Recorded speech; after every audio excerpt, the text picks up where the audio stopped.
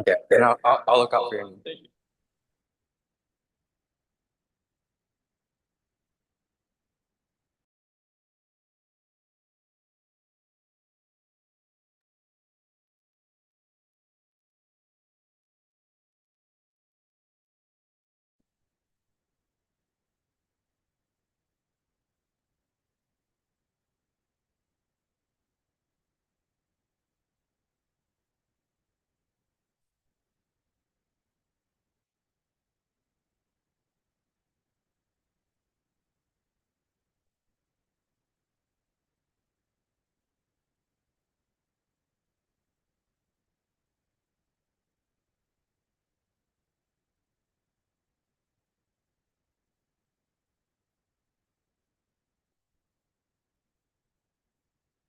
I've not seen one yet.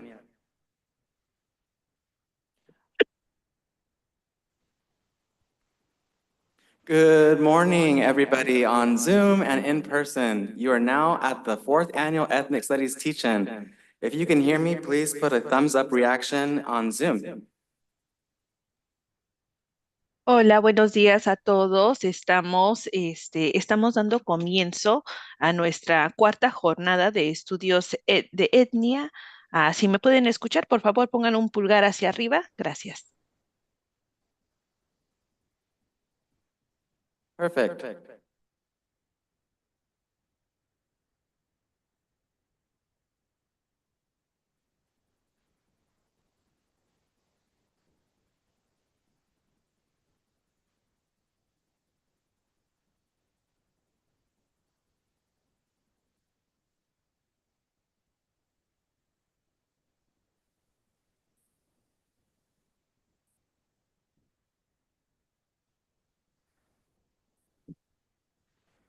Interpretation between English and Spanish is available. Please listen to the following guidelines. This is a bilingual message and it will be repeated in English. Este es un mensaje bilingüe y será repetido en inglés. Buenos días, mi nombre es Jessica y conmigo está mi colega Martina. Ambas somos parte del equipo de Bridging Voices, acompañando a Cuesta College con el propósito de honrar voces diversas y crear un espacio multilingüe. Proveeremos interpretación simultánea para facilitar el acceso lingüístico a través de la inclusión. Si están usando una computadora, verán un icono en la parte de abajo, en la parte inferior derecha de la pantalla que dice Interpretación. Hagan clic ahí y seleccionen Español. Si están usando una aplicación o dispositivo similar como teléfono o tableta, busquen el menú de 3 puntos en la parte superior derecha de su pantalla. Hagan clic en Interpretación de idiomas, elijan Español y después Done o Finalizar. Les recordamos a los oradores que hablen uno a la vez y a un paso moderado. Muchas gracias. Hello, good morning. My name is Jessica, and I am here with my colleague Martina. We are part of the Bridging Voices team. We're joining Cuesta College today in an effort to honor diverse voices and create equitable, multilingual spaces. We provide simultaneous interpretation to facilitate language access through inclusion. If you're on a PC or laptop, look for the globe icon on the bottom right that says Interpretation and select English.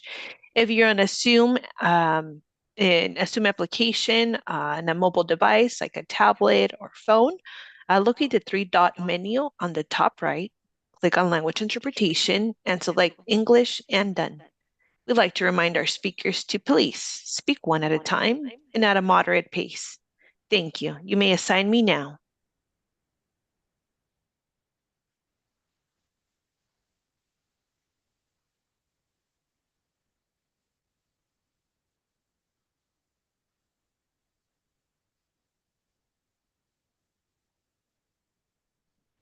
Thank you, Jessica. You've been assigned, and thank you to our interpretation team, Bridging Voices. For your guidelines, which was just reiterated to you, for us, or in the room and on Zoom, please speak at a moderate pace, speak clearly and audibly, and everything that is said will be interpreted. Please only speak in the language you feel comfortable speaking in, and make sure only one person speaks at a time. When you're choosing on Zoom or on your phone, there's a little icon, a globe, says interpretation. Please select your preferred language.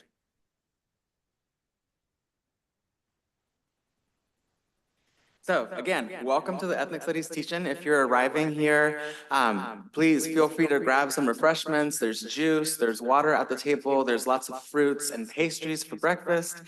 Starting at 11 a.m., our food truck, Leslie's Taqueria, will be arriving to begin serving lunch at noon. Our program today is as follows. Our workshop is coming up at 10 a.m. It's Dream Movement 101, or Introduction to the Dream Movement. Our second workshop is Know Your Rights at 11 a.m.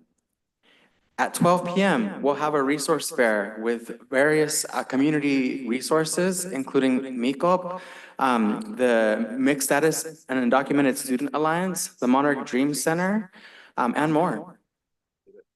At 12 p.m., there will also be storybook reading of student-created storybooks that are in line with the theme of Respect Our Existence. Our May Day address by Jeffrey Umania Munoz will begin at 1 p.m. and will close promptly at 2. Please, this is a student-led event, so if you are able to scan the QR code and donate to our endowment to support the next generation of anti-racist leadership. Those who donate $25 or more will be walking out of here today with an Ethnic Studies t-shirt. You can also scan the code or text CCES to 44321. One way or another. Okay, and tell me the name of it again. It's called Fast Company. And if we could please mute our microphones. Company or companies? It's just a. We acknowledge that Cuesta College occupies the ancestral, traditional, and contemporary lands of the Salinan and Northern Chumash peoples, who have cared for this land since time immemorial and continue to do so today. We recognize that the United States was built on stolen land and the uncompensated labor of enslaved Africans and indigenous peoples. We stand in solidarity with all those resisting colonial occupation who continue to face dispossession, state-sanctioned violence, human rights violations. On the Central Coast, we honor the Chinese laborers who built the railroads, the Filipinx and Latinx farm workers who sustain our agriculture, and the Japanese Americans who endured internment during World War II. We also acknowledge that incarcerated people at California Men's Colony who perform essential underpaid labor, such as firefighting and manufacturing. This acknowledgement is a call to action to collaborate with those most impacted by these systems of oppression as we work towards justice, equity, and liberation.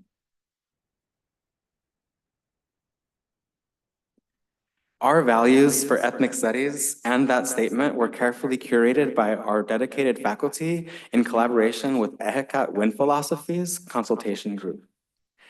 Our values are as follows. Liberation. We challenge systems of oppression, fostering agency and autonomy. We equip ourselves and others to advocate for justice and equity. Intersectionality. We recognize the interconnectedness of race, gender, class, sexuality, disability, and other identities. Advocacy and resistance are necessary to disrupt systems of domination. Transformation. Education challenges our perspectives and inspires us to grow together. Through classroom teaching and community engagement, we cultivate critical thinking and social responsibility. We remain committed to the ethos and praxis of diversity, equity, and inclusion in the face of the evolving political landscape. Our value resistance is the belief in the collective power of social justice, solidarity, and affirming that ethnic studies is an outcome of student-led activism and third world liberation. And these are the values that we impart on our students and all of our curricula here at Cuesta College. Some things that you might already know, but for folks who are getting to know us a little more deeply today, the courses that we offer are on the slide. We offer ethnic studies for educators, critical whiteness studies, feminist approaches to care and wellness, introduction to queer studies, introduction to social justice and ethnic studies, decolonization and racial justice, women of color, race, ethnicity, and pop culture, and introduction to Native American and Indigenous studies. We also offer introduction to Black studies, work experience in ethnic studies, introduction to Chicanx and Latinx studies, Chicanx and Latinx Community Practice, and Introduction to Asian American Studies.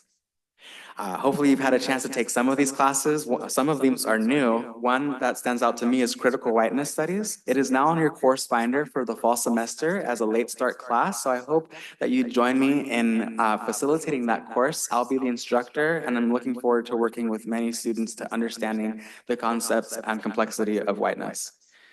For our certificates and degrees, if you're interested in developing further your career and launching yourself as a organizer, you can look at these certificates of achievements and degrees. We have the Ethnic Studies for Educators Certificate of Achievement, which includes specializations in anti-bias education and ethnic studies for anybody who's an educator wanting to develop your practice and pedagogical ethos. We also have the reinvigorated Women's, Feminist, and Queer Studies Certificate of Achievement, and 4 Associate of Arts degrees for transfers and social justice studies, including emphases in ethnic studies, gender studies, and Chicano studies. If you don't already follow us on Instagram, you can follow us today at Cuesta Ethnic Studies. You can also email us directly at ethnicstudies@cuesta.edu. And check out our LibGuide on our Cuesta Library website at libguides.cuesta.edu/ethnic studies. And this is just a little taste of what we do in ethnic studies. We go out on campus and we show who we are. We encourage collaboration between carceral students in our Rising Scholars program and our community-based organizations like Race Matters, where they were able to showcase art that was created inside of the California Men's Colony at the Texture, Salon, and nonprofit base for Race Matters. We've also read children's books in the children's corner in the library last year at our teach-in. And we've had just such a joy in creating more of a inclusive and welcoming campus where we emphasize that everyone belongs. And we did that by also hosting the first ever drag show at Cuesta College 2 years ago, which was such a hit. And we've had networking sessions, mentorship groups like the Poder Mentorship Program, and work with student groups such as the Movimiento Estudiantil Chicanx Tlaxcalan, or MECHA, and the Mixed Status and Undocumented Student Alliance. We've also taken students to our partner school, UC Santa Barbara, to explore the pathway to becoming an ethnic studies educator. So this is just a small taste of what it's like to be an ethnic studies student at Cuesta College.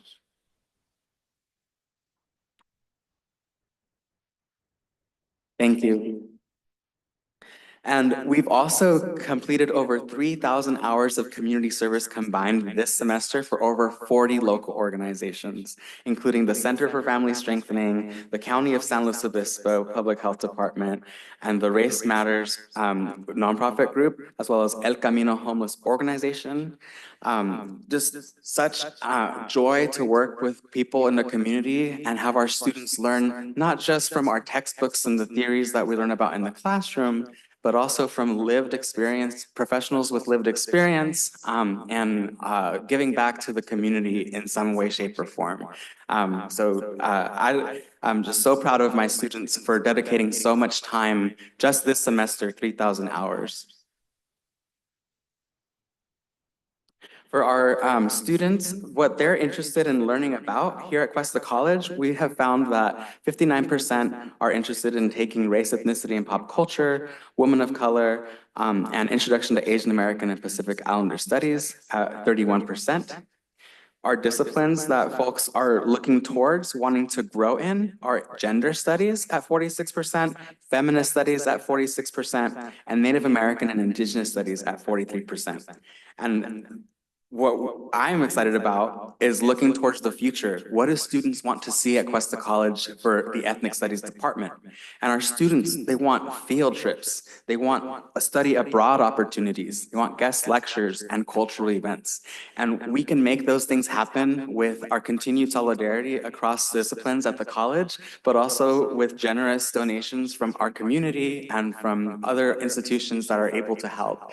I really want to be able to provide these experiences for our students that push the boundaries of place-based learning and also emphasize not only learning about what goes on in our small circle here in San Luis Obispo, but what connections can we make between borderlands and our valley here in San Luis Obispo on the Central Coast? So there's a lot of opportunity here, and I'm looking forward to the future based on what we found out from surveying 112 students last year.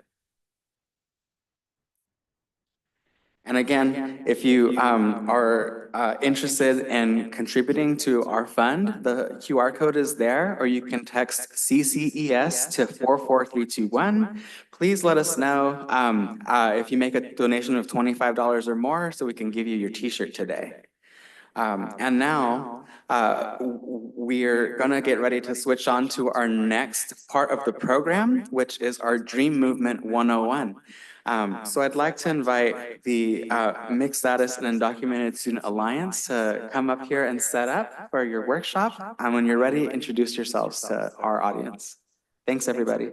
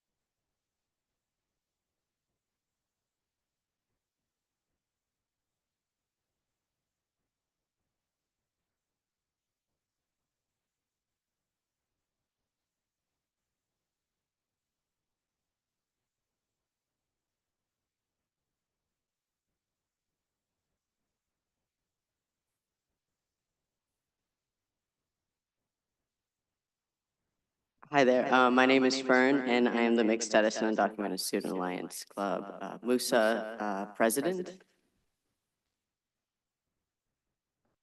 I'm Amadou. I'm the vice president and coordinator for now. I'm Gandhi, and I'm the media and outreach coordinator.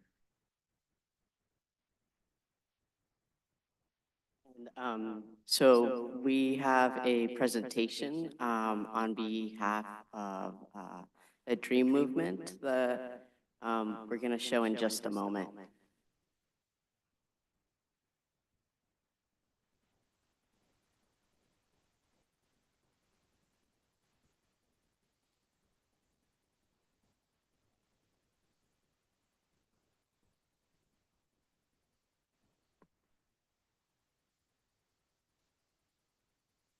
Okay. Hello, everybody. I have access to share my screen now, so let me share my screen real quick. I think I'm supposed to go first, right? Students, you let me know. Let me share my screen real quick for you.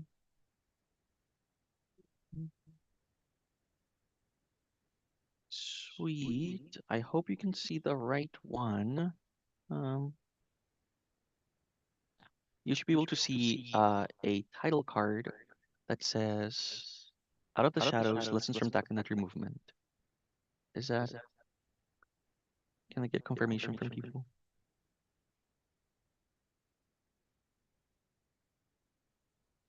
Nice. Thank you, everybody. Okay. So thank you, everybody. We're going to have a brief sort of overview of the Dream Movement. For us, this is going to be important. Why? Because it's nice to look at history. It's nice to look at what has been done before, right? The tagline for this presentation, this colloquium that we deliver throughout California, is using the past to inform the present to shape the future, which ultimately I feel is something that a lot of us as educators who are here already um, do instinctively or do unconsciously with any one of our classes, whatever it is that we're teaching. Um, to introduce ourselves a little bit, my name is Gerson Cortez Palacios. I am a cultural broker for UndocuScholars LLC. UndocuScholars LLC is a community organization that does educational workshops, community organizing, community education around the issue between education, immigration, and community health. And we really lean into our own academic training in anthropology to help ourselves understand this issue of immigration and immigrants' rights. And also not just understand it, but look into actionable ways to utilize what we learn to, again, build better futures together, right? We're really happy to have been invited here, especially right through this effort through the Ethnic Studies Department. For us, we love to collaborate with other social scientists, other social healers, right? Who use our academic, very theoretical background, right, to bring it into applied ways to make cool things happen. So it was a really nice introduction to learn about your program. It got me really excited. And again, really happy to be here for us for this presentation that we have here for you. Yes, we are looking at the Dreamer today, this sort of very contested figure right now within the immigrant movement. But in its heyday, the Dreamer was a really big show and display of ways in which undocumented immigrants could create and amass political power from sometimes nothing, right?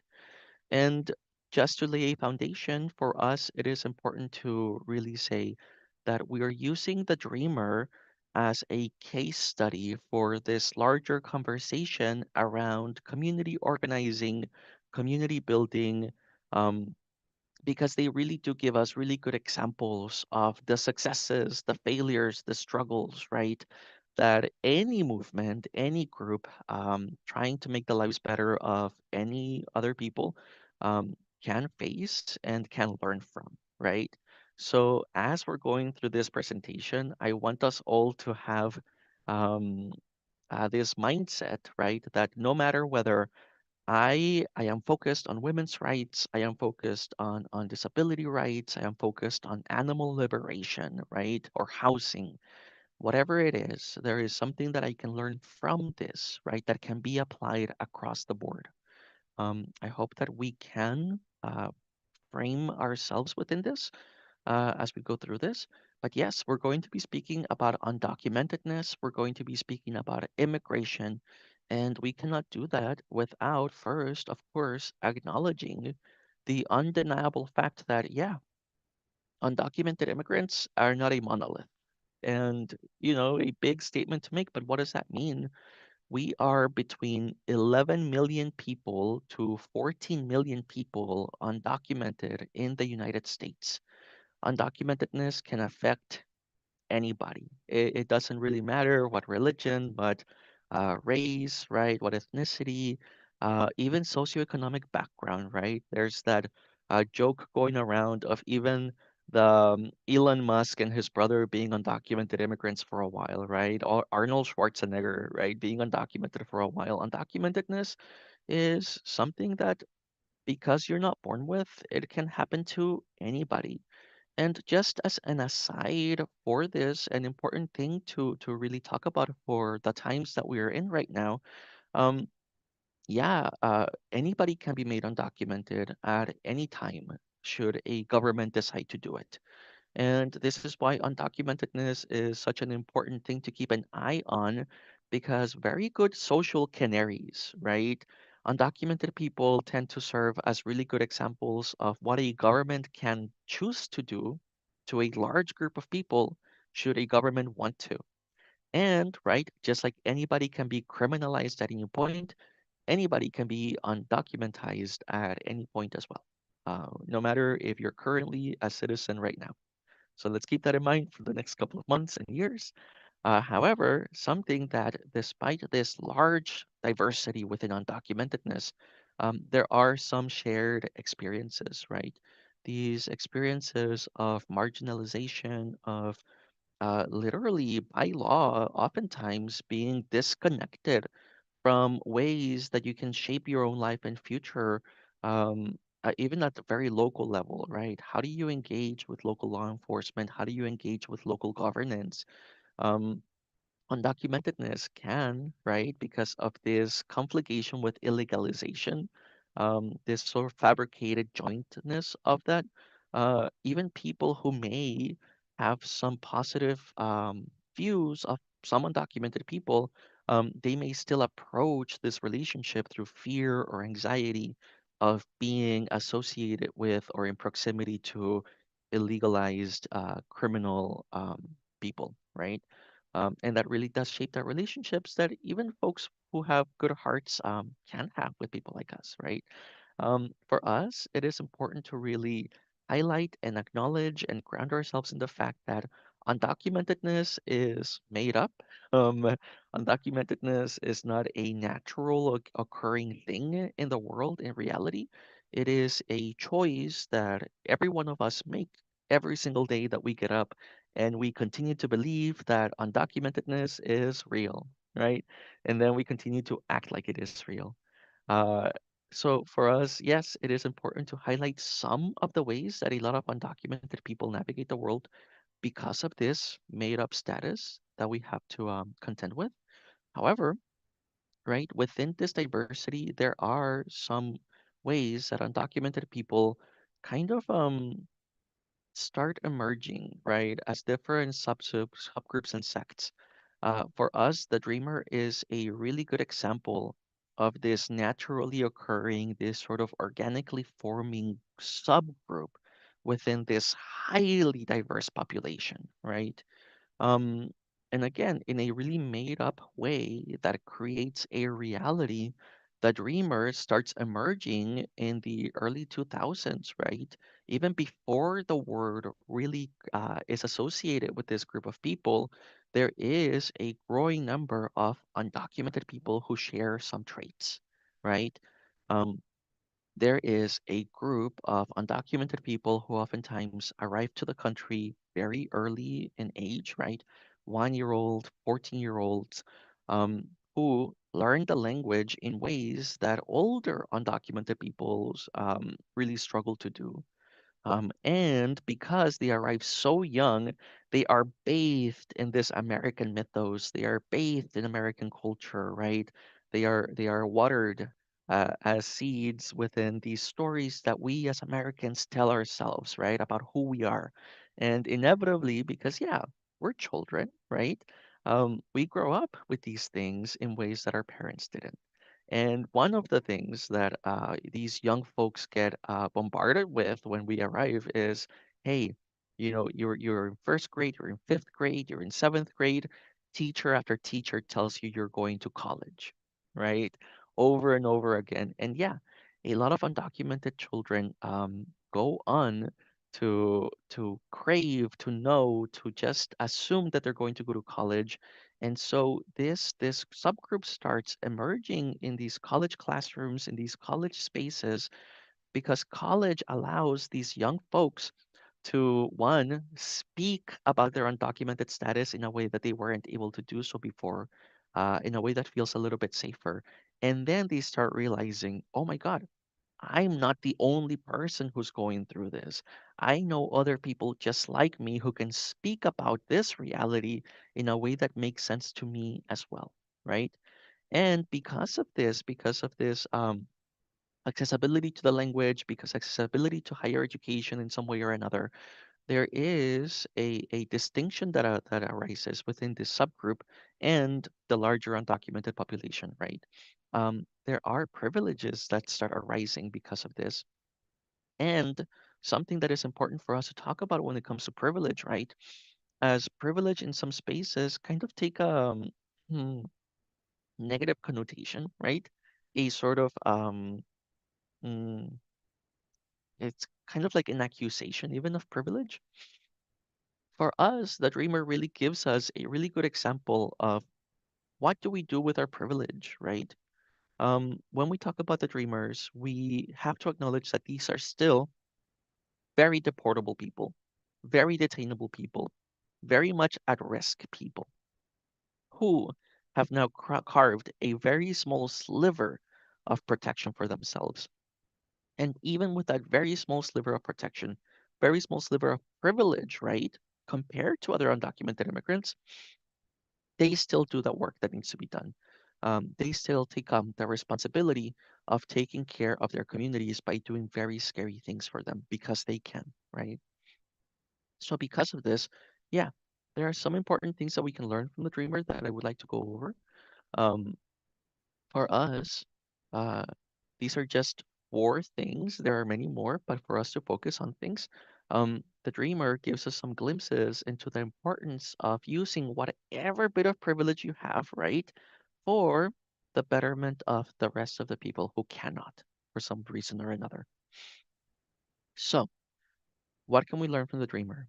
One, centering care and responsibility as part of your community organizing efforts, focusing on your issue, right? A single issue sometimes, while acknowledging intersection is going to be very important. Three, utilizing symbols and poetry as cultural armor. And this is going to be very important and very interesting for us as anthropologists who are looking now at this part of history. And of course, at the very end, embracing imperfection as a tool for growth in these spaces. So, first of all, yes, of course. When you are part of a group who faces challenges that are systemic, that are cultural, even too, right? There are cultural, social repercussions for you being who you are. There is a call, a drive to do something about it, to make things better. And for us, it is important to make this part purposeful, to center care and responsibility as the driving forces of your organizing efforts. Why? Because we understand that a lot of times when we come into these spaces, yes, of course, there is a natural, organic feeling of resentment, of anger, of indignation that oftentimes drives these efforts, right? And while very helpful, it can be a derailment sometimes. Um, Focusing so much on the anger, on the indignity of things, then just starts reframing your viewpoint into all of the things that are wrong about the world, which important to view, but also it can give you a warped sense of what really is happening and why we are doing this, right? So the dreamer reminds us that hey, we need to focus on why we're doing this, on what futures it is that we want, what good we want in this world, and how we're working to make it happen, right? And the biggest example that we can draw that as we see from the dreamer is that the dreamer really kind of without even ever saying so, without meaning to, but when we look at their actions, when we look at the type of campaigns that they organized, we really do see a trend of creating and carving hope out of nothing. When you see that this is a population that over and over again for decades is told that, even what little you have is already something that you must be grateful for and you must shut up about it for the rest of your life. Yeah, there is a big sense of hopelessness within these communities that is fabricated by pressures from outside. And so the dreamers then make it a point or have this driving point of creating hope out of nothing, right? These people who are told not to build futures here, these people who are told that they are temporary here, right? Do this transgressive thing of imagining themselves 10, 20, 50 50 years in the future of this country. That is hope. That is future making, right? And they do some pretty creative ways to make that happen, right? Um, for us, it is also important, right? This is one of the ways that the dreamers were able to create hope and carve a hope out of nothing. It is by focusing on the issues that were more pertinent to them at the time, right? Um, we have to acknowledge that yes, the scope of the dreamer was very narrow, right? The goals of the dreamer were pretty narrow, very much focused on yes, undocumentedness, also very much focused on yes, education, higher education, college, right? And then professional opportunities after that. A lot of criticism was thrown towards the dreamer because of this focus on this when other undocumented people didn't even want to, didn't even care to, or for a lot of various reasons couldn't, right, focus on those things for themselves. And while, yes, that is an important thing to acknowledge, right? It is also important for us to acknowledge, for every one of us to acknowledge that we are all human and we all have very limited capacity as to what one person can do, right? There is only so much that you can take on. And so for us, as y'all are thinking of what is it that I'm going to dedicate my time to? What is it that I'm going to dedicate my increasingly more limited attention to, right? We don't want you to feel bad for choosing housing as the thing that you dedicate to. Thank you for choosing housing, right? Or thank you for choosing animal liberation, or thank you for choosing children's rights. Heck, yes, we need people to keep eyes on those things. We need people to make time for those things when I can't, when I'm focusing on immigration, right? The word of the day today is going to be plurality. Plurality is going to be one of the best strategies and frameworks that we can really use in the years to come. Because, yeah, there is a lot of things happening in the world. So don't worry for focusing on your issue. Know that when you focus on your issue, you're helping everybody else as well, right? When you're fighting for housing rights and benefits, you're helping women, you're helping indigenous folks. Yes, you are. You're helping children, right? When dreamers were working towards the expansion of access to higher education and professional development, yeah, they're still helping the rest of the immigrant community and even citizens, right? The Federal Dream Act is a good example of the focus of the dreamer, right? Give us access to financial aid, give us access to work authorization cards. Um, a huge mobilizing effort where these young, undocumented, still again, very deportable, very detainable people, right? Still went out there and started connecting en masse with organizations across the nation, making inroads for the immigrant community with other groups fighting for other things like labor rights, right, or racial rights, in a way that undocumented immigrants hadn't before because of this fear of being out there, of being seen, and of being identified as undocumented. And even when the Federal Dream Act failed, right, again, this driving force of making hope. Yes, the Federal Dream Act failure was a huge blow for the movement. It was a lot of resources, a lot of time being put into this for it ultimately to fall apart. Um, that can be terrifying and that can be detrimental to any movement, right? But in California and in other states, everybody kind of picked up their own fight. Okay, great. What can we do now to keep going? And the Dreamer in California chose to continue this fight, to continue using the resources and the networks that they created, right? And all of this organizational experience to then say, okay, then California is going to give us financial aid through the California Dream Act. And yeah, a big movement 2011 to make this happen, right? And it was successful. Again, these very at-risk youth, right? Still doing pretty scary things together, for themselves, right? In a very selfish way. I'm going to put that on quotes, in a very selfish way, that ultimately was very beneficial to families across the state, no matter who they were.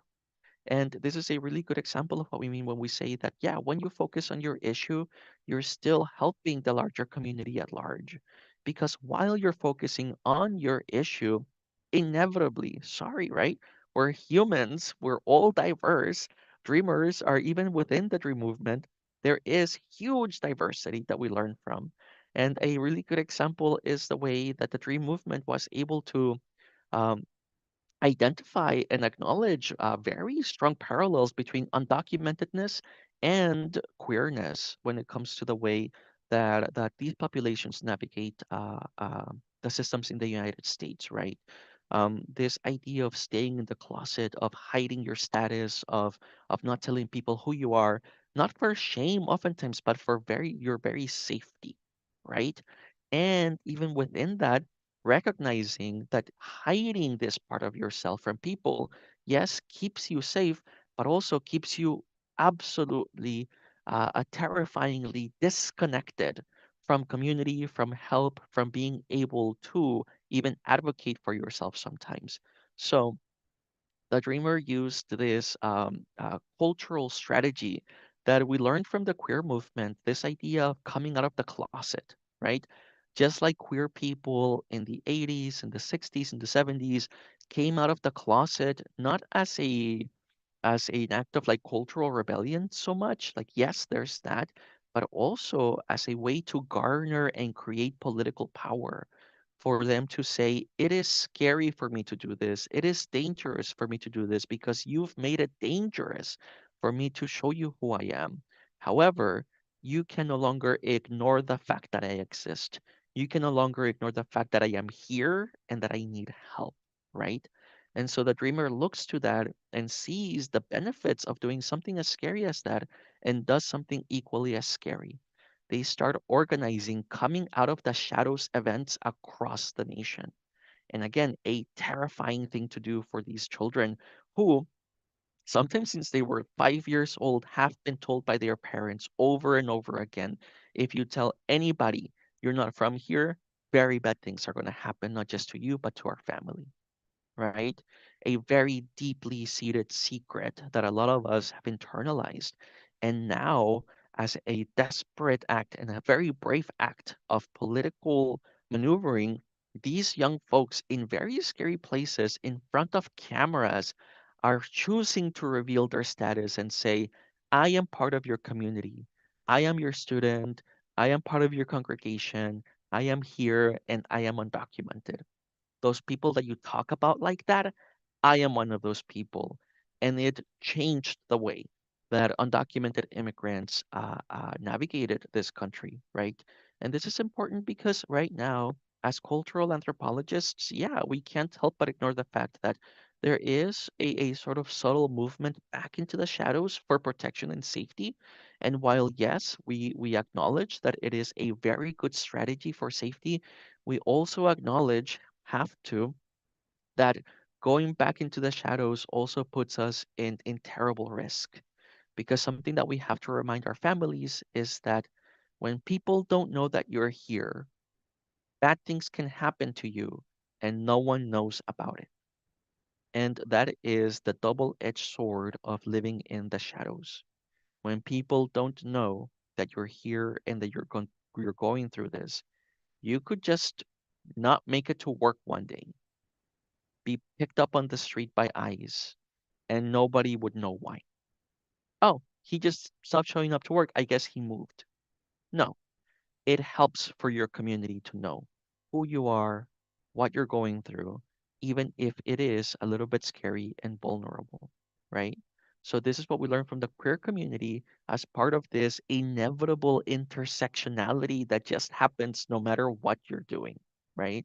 Another thing that we learn from the dreamer that any movement can really tap into more purposefully is the utilizing of symbols, poetry as cultural armor. And again, I like to remind you that this wasn't a thing that dreamers were, well, let's do this, right? as anthropologists, as social scientists, we get to look back at these campaigns, at these visuals, and see it right now with new eyes, with hindsight, and see that yes, dreamers were very good at utilizing these American symbols as a way of protecting themselves, right? Um, to reframe narratives to say, hey, we understand this culture too. The very fact that these young undocumented people took ownership of the word dream in this country of dreams, in this country that has politicized and propagandized the very idea of the American dream, for these young undocumented people to say this is ours now and we are the dreamers, uh, mind-boggling, right? We always like to say that there's marketing campaigns that wish they could do something as grandiose as that, and this was done so organically, so beautifully, and with amazing benefits and consequences for the dreamers themselves, right? Why is this important to know? Because, right, these young folks were putting themselves out there in very risky, very dangerous positions. These young folks were risking a lot by revealing their status in front of cameras. And so it was smart also for them to feel this sense of danger, to acknowledge the risk and say, how do we make, if we want to do these things, if we want to make change, we have to be vocal, but also we have to be somewhat safe about it, as safe as we can so that we can continue fighting, right? And so when you have a bunch of brown bodies out there on the street, shackling themselves to deportation buses, locking themselves into election offices, right? Knowing what this country does to people who do that, then, and especially when you're undocumented, right? Yeah, putting on a graduation cap and gown in a way does serve as a magical talisman, this cultural talisman that makes it less likely for you to experience state violence, right? When you are putting yourselves in the hands of cops and immigration agents, then it helps to have some sort of armor. And the cap and gown was a beautifully poetic, right? Use of this American imagination to give yourself some protection when truly you are one of the most vulnerable people at risk of detention and state violence because of your very own status. And again, we like to remind you that these children, as what would you call it? uh, as much as they were criticized for their privilege, right? We like to remind you that it was a tiny sliver of privilege compared to so many other people, and still to utilize that privilege and stretch it and grow it as much as they could so that they could do things like dropping banners, like locking themselves into federal offices, like going after the very president of the United States, right, with very strong messaging. Um, yeah, it was very much worth it for these people to start thinking about, well, how do we protect ourselves in order to do these sort of things, right? As we're ourselves right now thinking about what we're dedicating our time to, what causes we want to make sure that we help in this world, right? Then it is also important for us to think, well, what are the poetics within this? What makes this beautiful, right? Centering care, what is it that makes this worth caring for? And to start thinking of these symbols and poetry that can help us explain these things to other people who struggle to approach this from a logical place, right? From a place that says, well, no, everything that I've been taught that tells me that it makes sense not to care about this, right? Then we can tap into art to help ourselves make this expansion in the general consciousness as well. And we like to remind people that yes, it did work. The world is different because of dreamers. And even though now we have seen for the past 10 years a retraction of the dreamer, we cannot ignore that the consequences of them really can be felt to this day, right? Before the Dream movement, it was difficult to push for, to organize for, to even ask for benefits or policies for the benefit of undocumented immigrants. But afterwards, for us to really acknowledge, right, to force our society to acknowledge that we are your neighbors, that we are here, that's sorry about it. We're going to have full and complete lives in this country, in this state, right? We remind you that we are going to have lifetimes, sometimes from the moment that we're 1 month old until the moment that we die, fully undocumented. Yeah, it is worth it for our society to start thinking about the integration of this population into how we do things together, right? And of course, as you're thinking about what you're dedicating your life to and your time to, we also have to acknowledge that yes, by you choosing to care about something enough to try to make some change, you have to expect some backlash, right?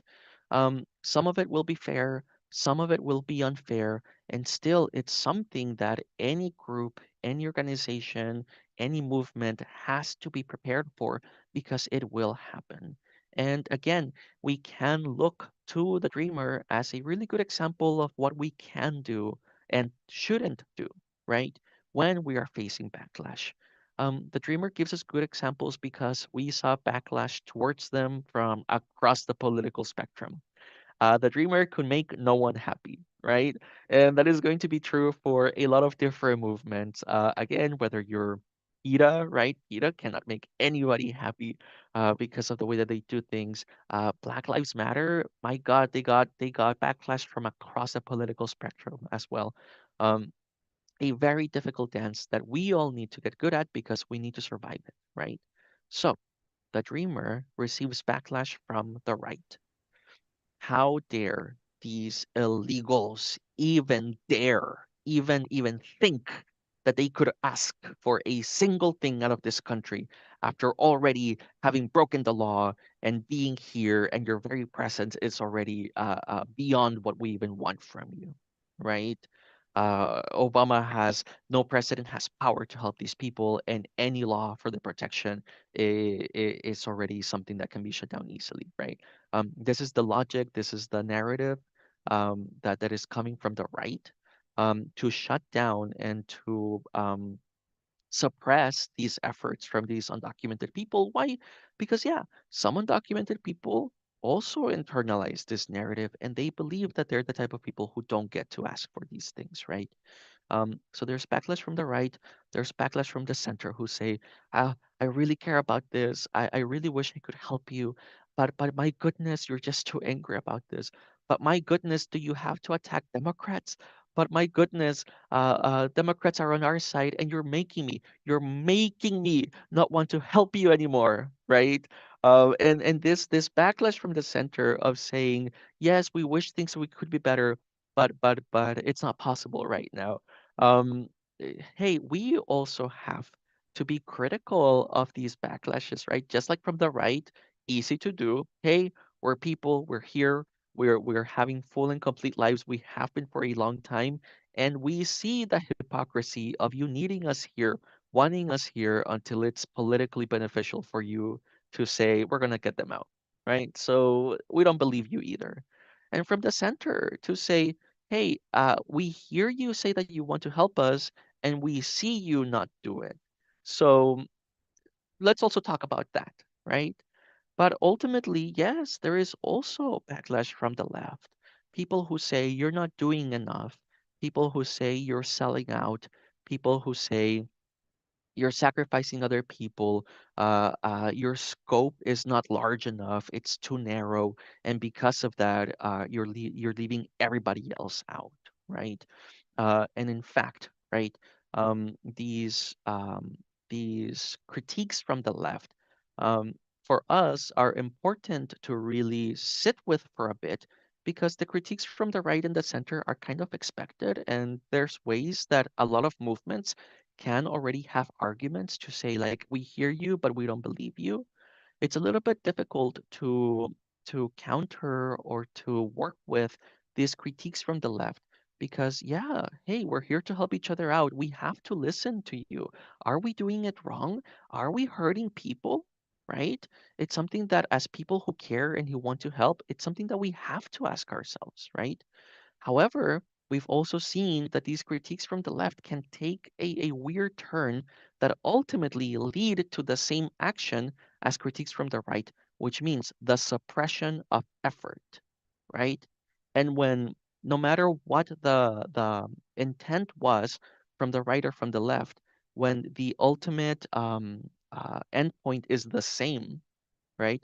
The silencing, the suppression of these efforts and movements, then it's also time for us to start wondering and asking what is the point of these critiques? And especially now with time, again, as social scientists, as anthropologists, to look back into some of the critiques that the dreamer movement received, right? Dreamers are sacrificing their parents. Dreamers are selling out every other immigrant out there. They are creating this good immigrant versus bad immigrant narrative, right? And they're making sure that no other person gets it other than them. For us, right? Again, we had to listen to it. Are we doing that?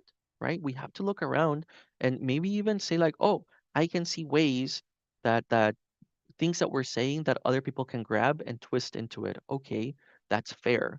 However, this twist of the dreamer is sacrificing their parents, it feels at some point cruel to the very movement in that over and over again this idea, this critique is being thrown at these young people when no matter where you went in the country, even to this day, when you speak to young undocumented immigrants trying to do a big effort for themselves and their families, the recurring thought is, I'm doing this for my family. I'm doing this because my parents had a vision for me. I'm doing this because my parents cared so much about me that they sacrificed so much, and now it is my turn. And over again, dreamers are driven by this familial responsibility. And so for this familial responsibility to be outright ignored and then be twisted into you don't care about your family and you're being too selfish and you're selling them out, at some point, again, we also have to start becoming critical and doubtful of where this critique is coming from and what its purpose is, right? So again, whatever movement you're part of, whatever thing you're trying to dedicate your time to, it is also important that, yes, as you're listening to critiques, you also get to wonder, right? Who is this critique coming from and what is it trying to get me to do, right? Um, the use of respectability politics was also a big one, right? Good versus bad immigrant. Again, over and over again, we see in dreamer spaces that quite the opposite trend was happening, right? In its heyday, in the utmost like apex of the dream movement, there was already a effort to start even expanding what the dreamer was, right? Because of the dreamer, there was able to be created UndocuQueer and UndocuBlack and Undocu API and Undocu Disabled and Undocu so many other things because these young folks, right, created safe spaces to even talk about Undocu in the first place. So yeah, this critique of respectability politics understood, right? Because yeah, we're coming at it from a perspective of higher education, of college education and things like that. But we cannot be blinded to the fact that using that as a platform doesn't immediately invalidate every other effort. And for us, it is important to, yeah, contextualize this and to put it in your radar as people who are working on your own causes, right? Because it can be disheartening to put so much effort and so much care into something and not do it right, right? Because ultimately, that is the critique. You're not doing it right. You're doing it in a harmful way. And you're not here to harm people. You're here to help. And oh my God, have I messed up? Right? And while, yes, it is important to acknowledge when we mess up, it is also important for us push through that really, truly, and say, despite the fact that I messed up, this is still an important job to do. This is still an important cause to fight for. And I cannot allow my feelings of shame to stop me from continuing to try, because this movement cannot survive me going back home and lying in my bed and doing nothing because I am ashamed that I said the wrong word, right? This is way bigger than my shame. This is way bigger than me. And again, the dreamer gives us a really good um, context for this, because we cannot ignore that these very heavy criticisms were being thrown at these activists, right, who were trying to change the world. And people forget that, yeah, the dreamers were children, right? And I know that looking back right now as a 30-something-year-old person, yeah, I can look back at those 19-year-olds and see them as children when at the time we didn't feel like children, right? But these were very young, very busy, and again, highly exploitable, highly deportable, highly detainable people who still full-time jobs, full-time workloads at college, organizing, using their Friday nights to come together to plan the next fundraiser, to plan the next campaign. Yes, they were going to mess up. Sorry about it, right? Some of you may be parents, right? You're busy enough and working full-time jobs, and you still want to help out a cause. Yes, you are going to mess up. Sorry about it. We still need you to put in the effort despite the mistakes that may happen. So, this is the grace that we want to start expanding to groups who are coming together to make some change, right? Because it's just going to be part of our human limitation to not be able to do this perfectly. And ultimately, that is one of the biggest things that, as we're learning of new people, right? Young people or people who have never felt the need to organize before, stepping into these spaces, there is a fear that we have to also highlight for y'all here. There is a fear that stops them from even attempting to organize because, well, they know how we treat people who try and don't do it perfectly, right? And again, we cannot, as a society, afford that. We need to embrace imperfection as a tool for growth, right? I think feminism gives us a really good example of this, right? Feminism has gone through some pretty big waves, right? First wave feminism, second wave, third wave feminism, with various philosophies, various frameworks, very different ways of looking at things and trying things out. But the wonderful thing is that feminism, thank goodness, has been allowed, right, to go through those iterations, to look at itself and to wonder where is it that we're going, right? Incorporating transness into this and growing into different ways of doing this thing together. We need that grace for every other movement as well, right? The dream movement ultimately really receded into itself. It pretty much collapsed. And as social scientists, we do wonder what could it have been for the dream movement to have been allowed to go through its own waves, right? First wave free movement, second wave free movement, who would have been now? Uh, had we been allowed to expand upon and build upon those foundations laid down by those folks back in the early 2000s, right? So we cannot crumble at the face of criticism. We need to absolutely listen to it and at the same time also critically, right? Look at it ourselves. Um, Again, as we're ending the end, we're reaching the end, uh, important for us to acknowledge that the world is different because of the dreamers, because the dreamers chose to, in a very scary, very frightening way, break a deep cultural taboo of displaying their status publicly in front of people, saying, don't ignore me anymore. Oftentimes, again, these children shaking, stepping up to the cameras to tell people that thing that they've been told to tell no one their entire lives. I'm undocumented. I deserve care, right? And by doing that, they expanded this artificial myth in the American imagination of what the immigrant is, right? The immigrant as illegal, the immigrant as a very specific type of person. And here comes the dreamer saying, yes, and right? Yes, and also this. And because of that, again, more types of undocumented immigrants were able to step up and say, yes, and me too, right? Because of that very brave, very scary step that they took to even say, I'm here and I exist. And by doing that, by expanding this notion of what the immigrant is, and this is crucial for us as we're understanding this, right? We're in an ethnic studies event, love it. We were talking about colonialism, right? And the imperial powers. Yeah, challenging the very idea of citizenship itself. And honestly, this is one of the bigger threats, the bigger dangers that undocumentedness um, creates for the American empire.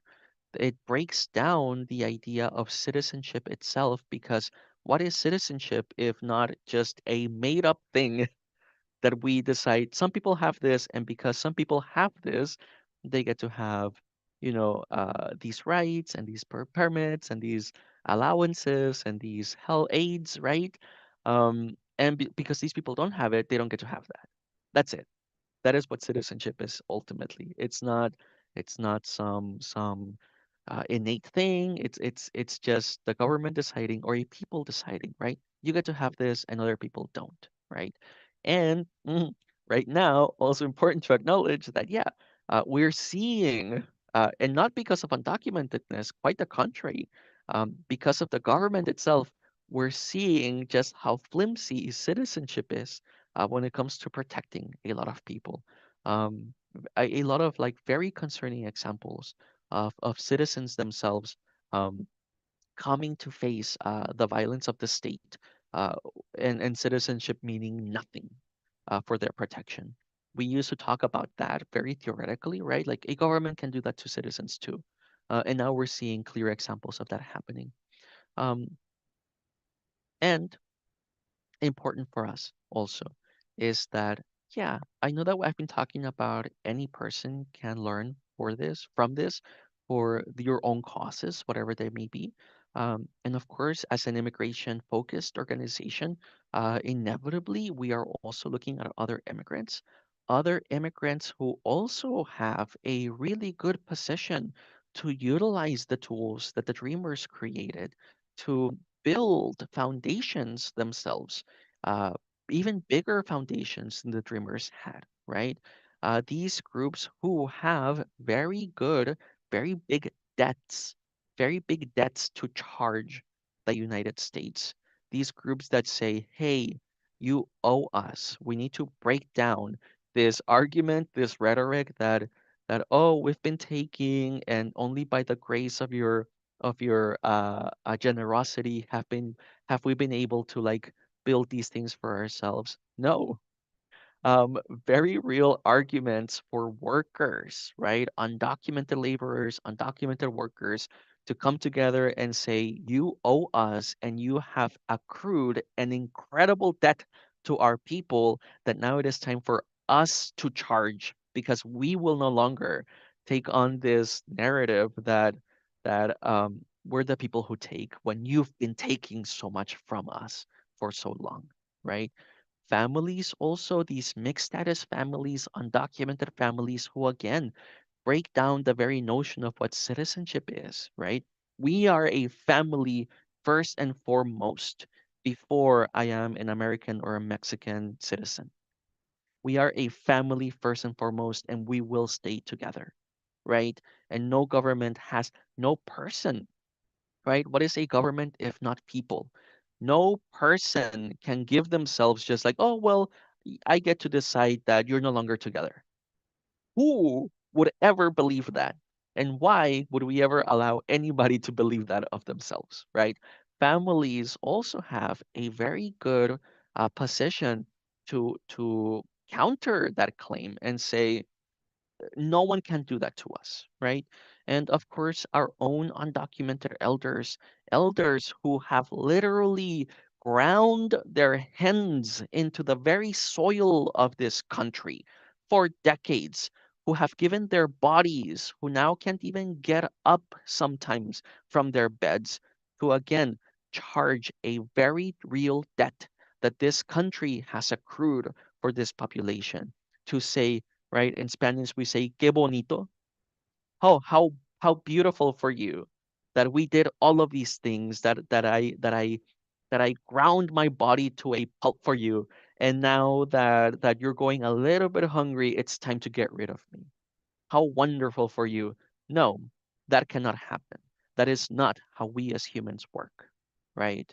So these subgroups of undocumented immigrants also have very well within their reach access to very poetic, very beautiful ways of saying, you cannot do this to us, not because you have to be nice to us, but because you owe us in very real ways.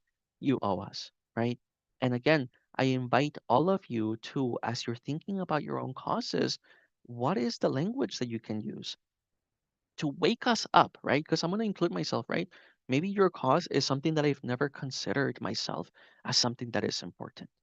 What is it that you can use to wake me up to say, hey, I know you cannot give your time to this, but at least don't hinder me when I'm trying to make the world better for this part, right? And again, I invite you to do this without waiting to be the perfect person, right? The most mentally healthy person, the most compassionate person, the most whatever person that it is that you're waiting to be in order for you to step into these spaces. No, sorry.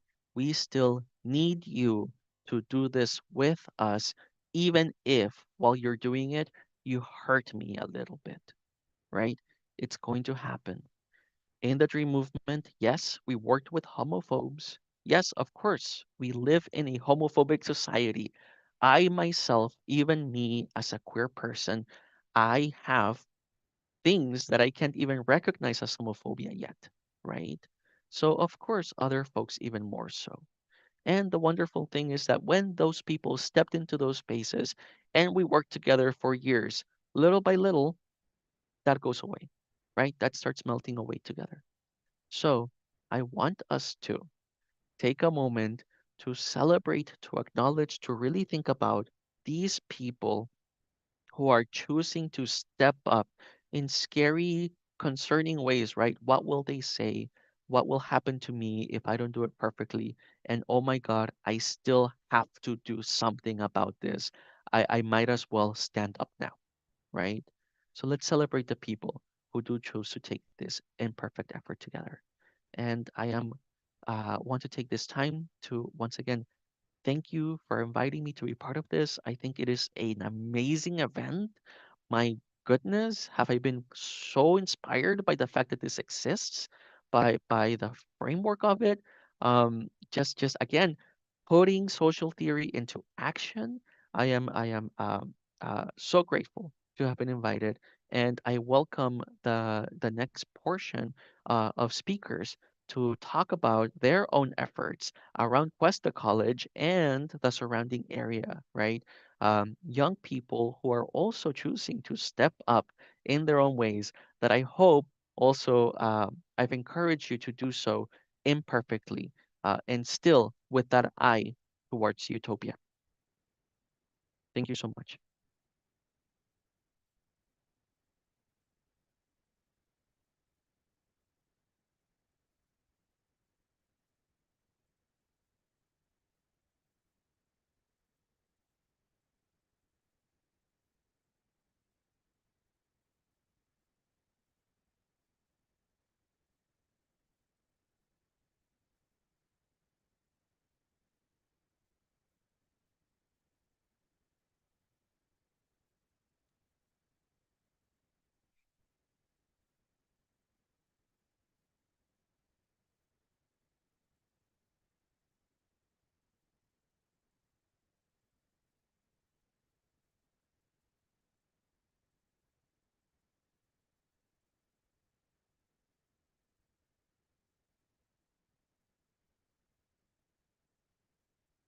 While they're getting ready, I can also take questions in the chat if anybody on Zoom would like to drop a question there. Um, I'm sure that right now, folks who are in person are kind of like plugging in their USB drives or there you go.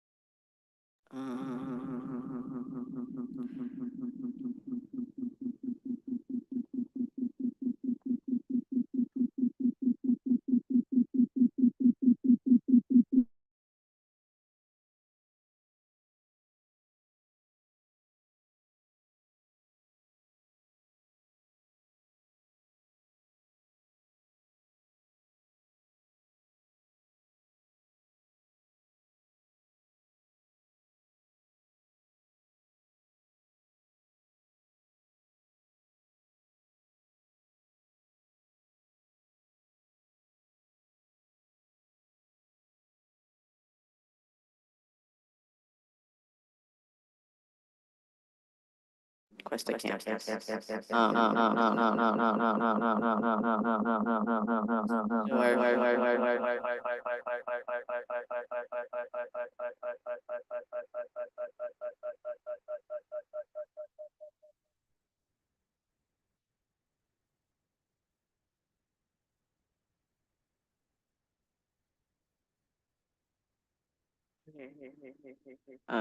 So our first is definitely recruiting, and defining different roles.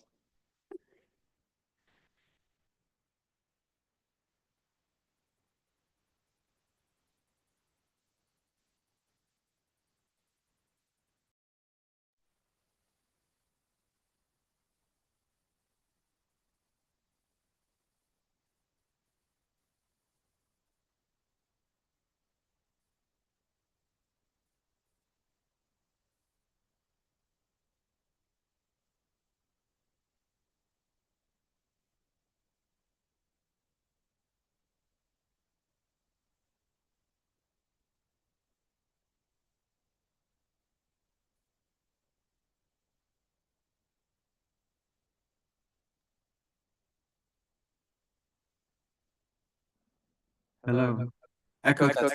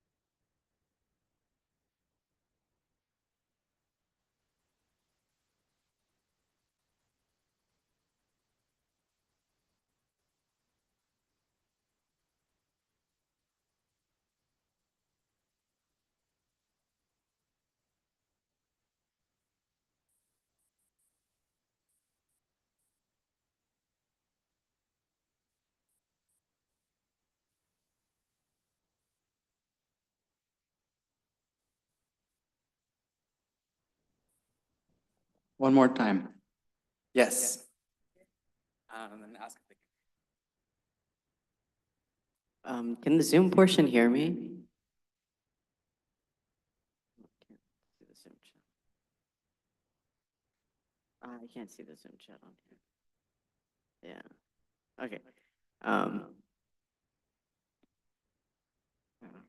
Yeah, okay, perfect.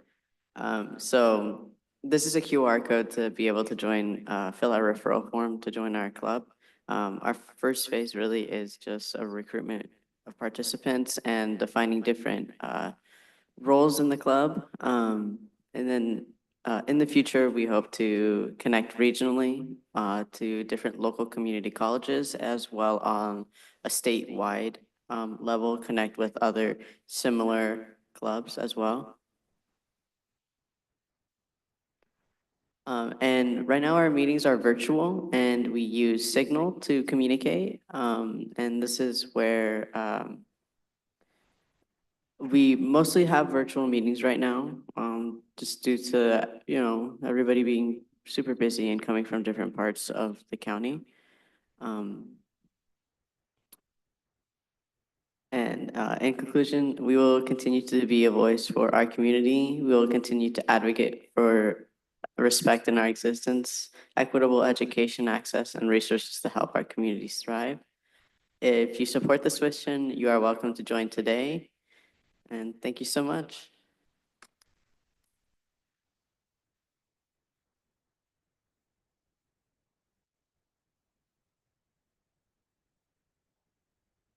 Yeah, by the way, I just wanted to just talk a bit more about what our vision was and coming into this. We were very, yeah, I mean, a lot of us were scared, it's been a terrifying amount of time lately, and even realizing that the government is not very much on our side. And right now this is a HSI, Hispanic Serving Institution, but who's to say that will continue being a thing given the administration? So we want to be able to both create a space for our students to be able to feel safe and be able to openly exist with each other and both mourn and celebrate, and also be able to with this connection, this community, we'd be able to advocate for ourselves, put pressure on, the community to give us the resources we need, because in the other presentation, it is a difficult thing to have a mixed status. It is a difficult thing to not be a citizen, even though it is citizenship. It is these legal myths end up becoming a lot for us and ends up impeding us in being able to achieve what we want to achieve. And we are very much just trying to keep ourselves afloat, and having a community to be able to do that is one of the core ideas that MUSA was built upon. Thank you.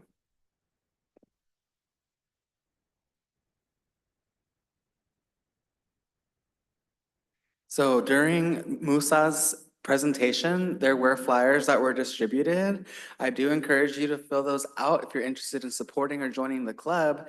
And for our next presentation, we do have our Know Your Rights 805 Undocu Fund. So I'd like to please welcome them up to the podium to begin.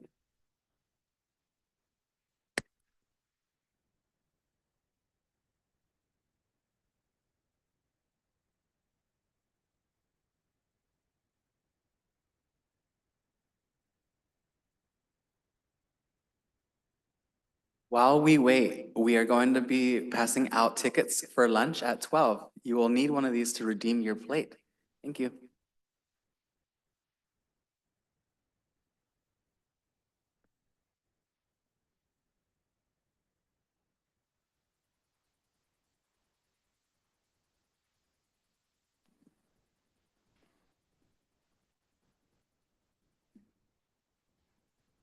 Hello, everyone.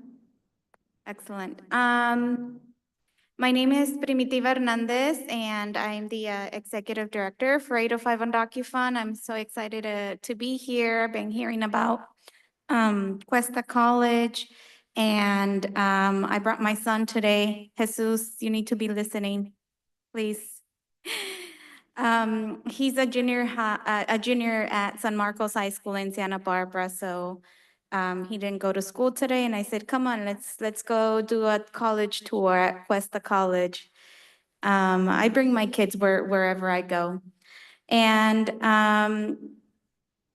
I'm gonna be covering some Know Your Rights, but I feel like a lot of this information has already been like hashed and drilled down into like people's memory, hopefully. So I'm gonna just scroll through some of this and then speak more about what we're doing also with the Rapid Response Network, some of the work that we've been doing to support international students whose visas might have been revoked. So a little bit of everything. So I'm not gonna quite follow the presentation.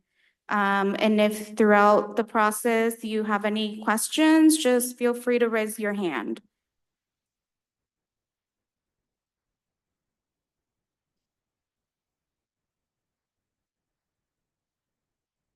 So this Know Your Rights presentation, the Immigrant Legal Defense Center, which operates in the Tri-County, Ventura, Santa Barbara, and SLO, put together a Train the Trainer. And I know that some people here might have attended. Did you attend, Chelsea? The Train the Trainer? Yes, okay. So, oh, excellent. So a few people attended, and we do hope that we can bring another round of Train the Trainers so that we can build the region's capacity, and any one person that is connected with a group can do Know Your Rights, because it's very essential information, very basic information, and then things are shifting as we have new executive orders being issued, or just changes to the current immigration law itself. So a lot of it is, basic Know Your Rights, and then just keeping yourself updated with how things are changing and shifting.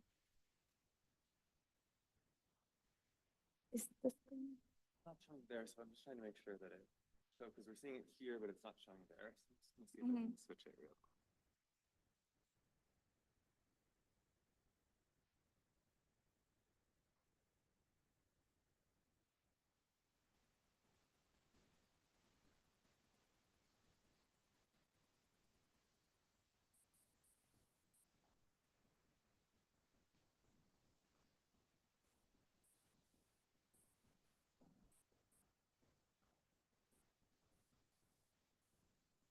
There you go.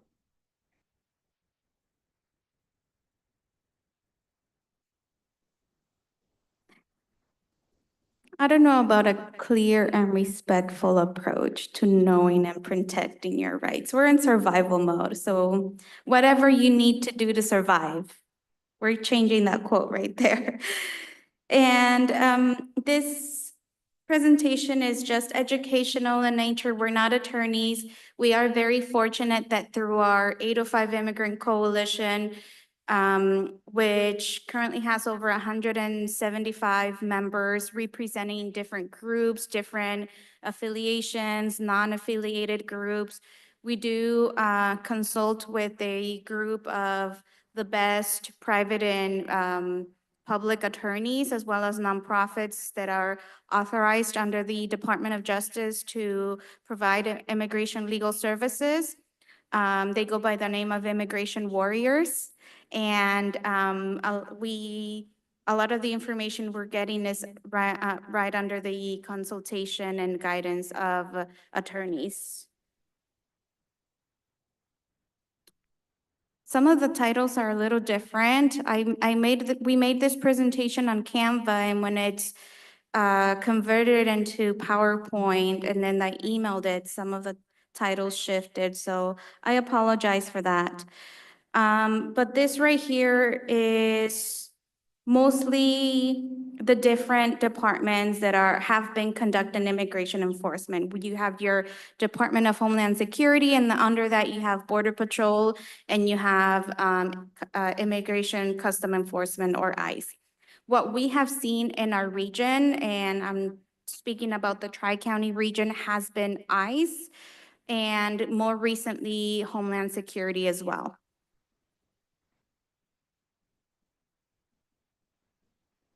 The picture right there with the blue vehicle, that's a real picture from Santa Barbara from one of the arrests. And the way they are dressed with civilian clothing, just a vest that will say police, even though they are not police. Now they're wearing masks. At that time, they were not wearing masks. That was one of the very first arrests that occurred in late January. But they continue operating in a very similar manner, just civilian clothing, unmarked vehicles without license plates, with complete blacked out windows. And we have learned through our sources that you may think, well, blacked out, it's like 5% tint, it's completely illegal, right? And they should be getting pulled over. Well, there's a reason why they're not getting pulled over. We have learned that whether it's PD, sheriff's office, ICE will notify them when they're entering a region so that there is no like blue on blue. So they do notify. So if you've been in places where they tell you, like, oh, I don't know, they notify them. We know it. They notify PD, they notify the sheriff. If there is a city where they don't have their own PD and the sheriff is enforcing the law in those cities, they are notified. So that's why even though they're like 5% tint and they're not getting pulled over because they know who they are, so that they're not, there is not no blue on blue. And which amendments protect you from ICE? Fourth Amendment, Fifth Amendment, the right to remain silent.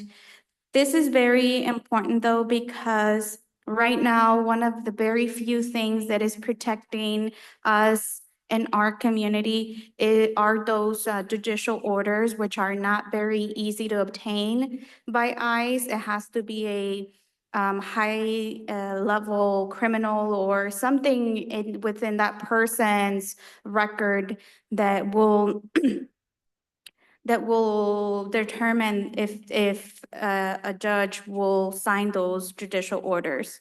As we're seeing, a lot of the protections that we've had have been slowly been threatened to be taken away by executive orders, by, you name it. So right now, this is what an executive order looks like.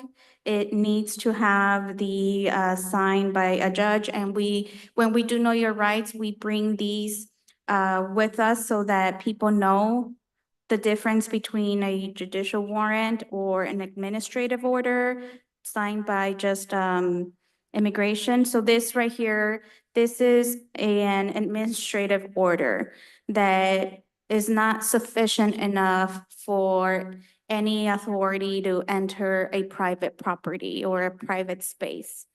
We do provide information there, like on what to look for. Typically does not have the signature right there, or it says United States District Court. It says it's from a court compared to the other one that says U.S. Department of Homeland Security. So even though our community members will oftentimes not speak English or sometimes not read or write very well, but we do teach them on how to look for those key elements. And who is ICE detaining? They have priorities, people with final deportation orders, criminal history at their discretion. They have been here less than 2 years with the expedited removal. If any undocumented person has been here less than 2 years and they are detained, they will typically not have a due process and will be deported within 24, 48 hours. We have seen this happen here locally in the Central Coast. But in practice, ICE doesn't always follow its rules, and it's not that doesn't always follow them, they're not following them. Like, we know they are not following rules. By definition, under this administration, they have said that anyone who is here undocumented is a criminal, and that's who they're going after. Anyone who is here undocumented. So their definition of a criminal is very different from the definition of what we have or what the court system has of who's a criminal and who is not. Racism also plays a role. I don't know if any of you have heard about the arrests that occur in Kern County.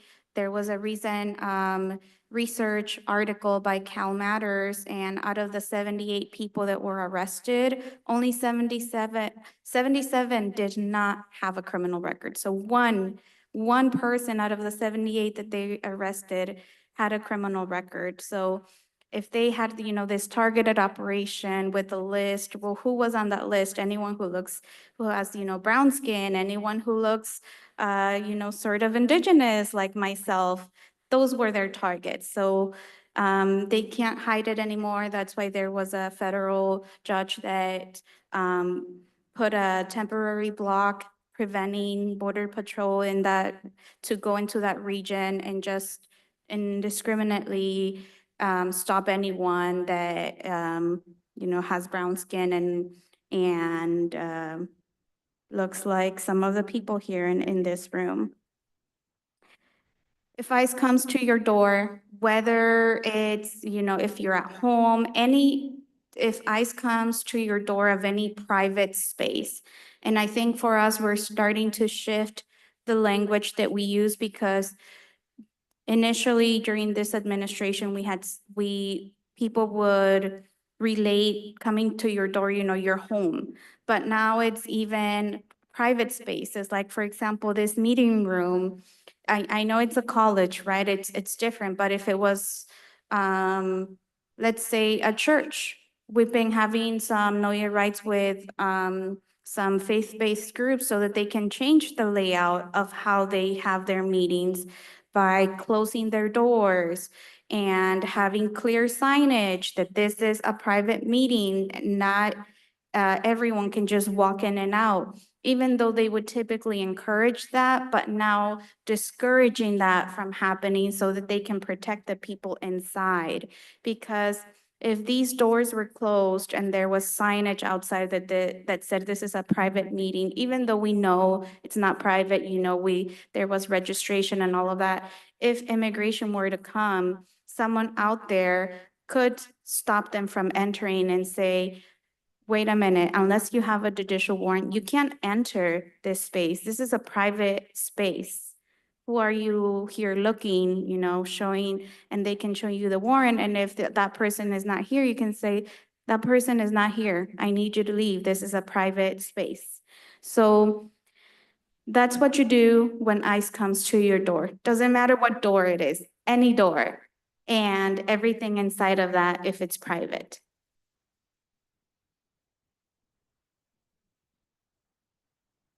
If ICE enters your home or has a valid warrant. So again, not only your home, but whatever that private space is, if they do have a valid warrant, you need to let them in.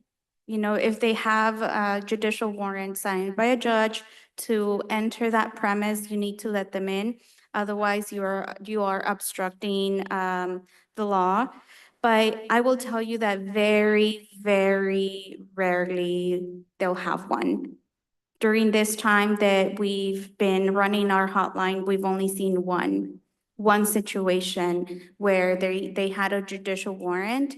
And in that situation, ICE was not acting alone. The FBI got involved. So something was happening with the person that they were coming after. Aside from that, we have not seen a single judicial warrant. People have been taken without warrants. And if they enter, that's why we encourage, record, exercise your rights. Because if they enter a private space, even if they don't have a warrant, you've exercised your rights, you can sue immigration custom enforcement, and they have been sued in LA and they lost a lot of money. So they know they're not supposed to, but if no one knows, no one's recording it, it never happened, right? That's why those cameras, I mean, it's disappointing that we have to protect ourselves to that level, but if we want to make it through this administration and whatever comes after, you know, we just have to have those additional protections in place. And some of the common tricks they use, I mean, they use a lot of tricks. They pretend to be your friend. They use threatening language. They use barbaric language. They will call people and tell them that they believe a family member of theirs may be in danger, or that they believe they might be victims of fraud, and they just have a couple of questions and they need them to come to a place so that they can help them figure this out. And, you know, that's how a lot of people have been, unfortunately been arrested, because they fall into these tricks that they use. So this is a very important one, what to do if ICE stops you in your car if you're driving. We know that they used this a lot here locally, especially in Santa Maria. Many of the arrests that happened during our second targeted operation were stopping people when they were driving very early in the morning to work, because people know what to do when you're in your private space. You know, you're protected. They can't enter without a judicial warrant. But once you're out in public, you lose a lot of those protections and you are more vulnerable, especially if you don't know what to do. And this is what happened, that a lot of people, that caused for a lot of people to be arrested, a lot of innocent people. They will stop people that, whoever they're stopping for whatever reason. And they will ask them for driver's license, registration, and then ask for legal status. And these are agents that we have been told by testimony of people that were in vehicles when other people were arrested, is that they identify themselves as police. They say, you know, police, show me your registration and your driver's license. So they do ask all the questions that a typical police officer would ask. So this leads the people being questioned to believe that it's police. They do not, you know, by any means suspect that it's really ICE that is questioning them. And they'll, once they get them talking, they'll ask, you know, well, about their immigration status. They'll ask them to step out. So of course they step out, and then they arrest them and take them in. When really what people need to do is be an alert, because they are using these tricks of impersonating police officers in a way. And know that if you are in your vehicle, they are able to search your vehicle. The only private area is your, is it glove compartment? Is that what you call it? La guantera? And then the trunk. Those are the only two places that they cannot search unless you allow them to search. But anything inside your vehicle, they could open your vehicle. They are allowed to do that. It's not considered, you know, your private space, or private, area.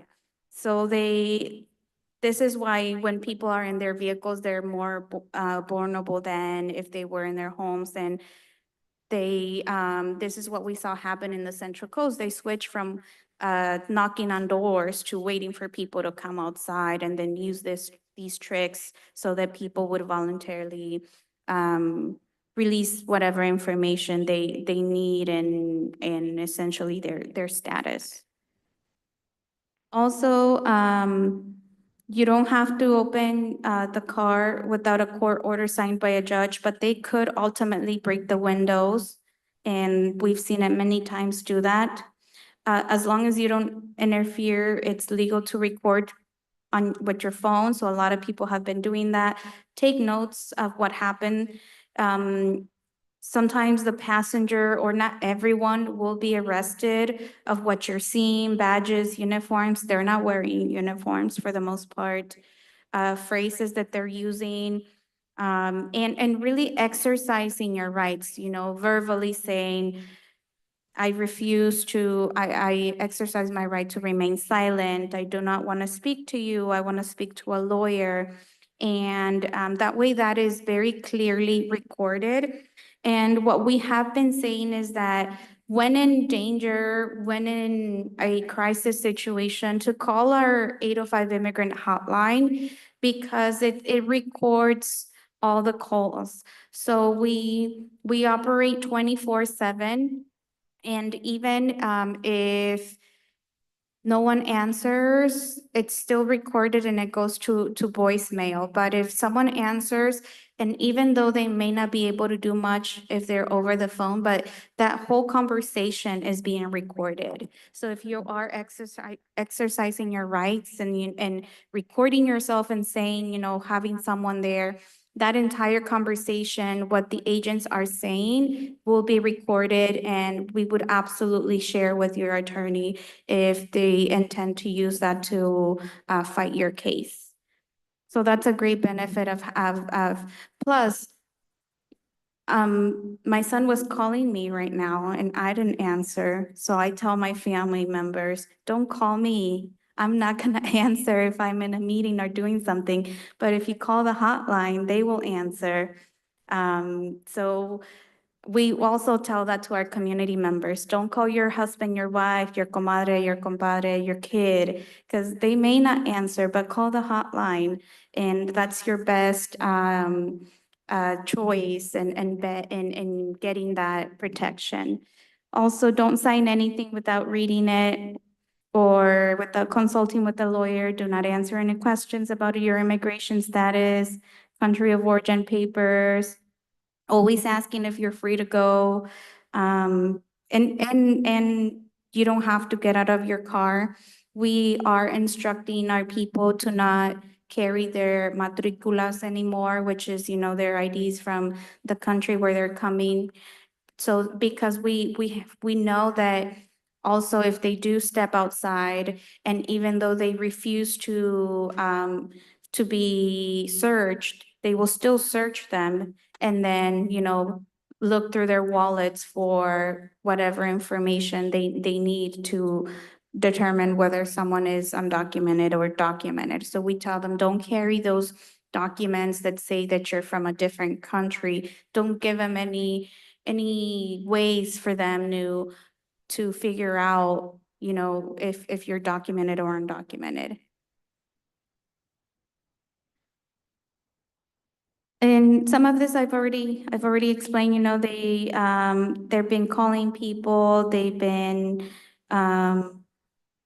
also going to courts. They've also been showing up at schools. Now they're using Homeland Security to start conducting welfare checks. They're calling them of unaccompanied minors. But not surprisingly, they're targeting families, sponsor families that are undocumented, that are caring for these minor children, because when the minor children were arriving at the border unaccompanied, and they were put out of those horrible cages where they were being detained and then put under the care of family or their parents. Being documented or legally in this country was not a requirement. So now they have all the information of all the parents, family members who are caring for these unaccompanied minors, and they know whether someone is documented or undocumented. So that's what we recommend, just people being very careful. And if they receive a suspicious call, to call the hotline, and we will try to help them and see and figure out what's going on. If ICE comes to your workplace, Jesus, can you get me the brochure? I think it's in my purse. Yes, please. It's like yes, that one.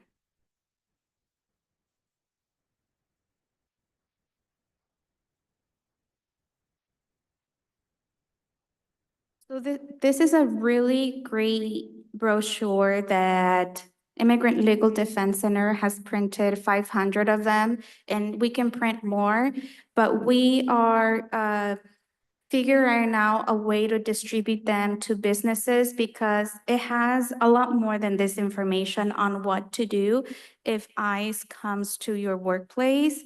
It gives a guidance on how to designate those private and public spaces that I mentioned, what to do if they're coming with the excuse that they want to do an I-9 audit and the process on how it should be done, and just many things that business owners, doesn't matter what kind of business you are, what your rights are as well as a business owner.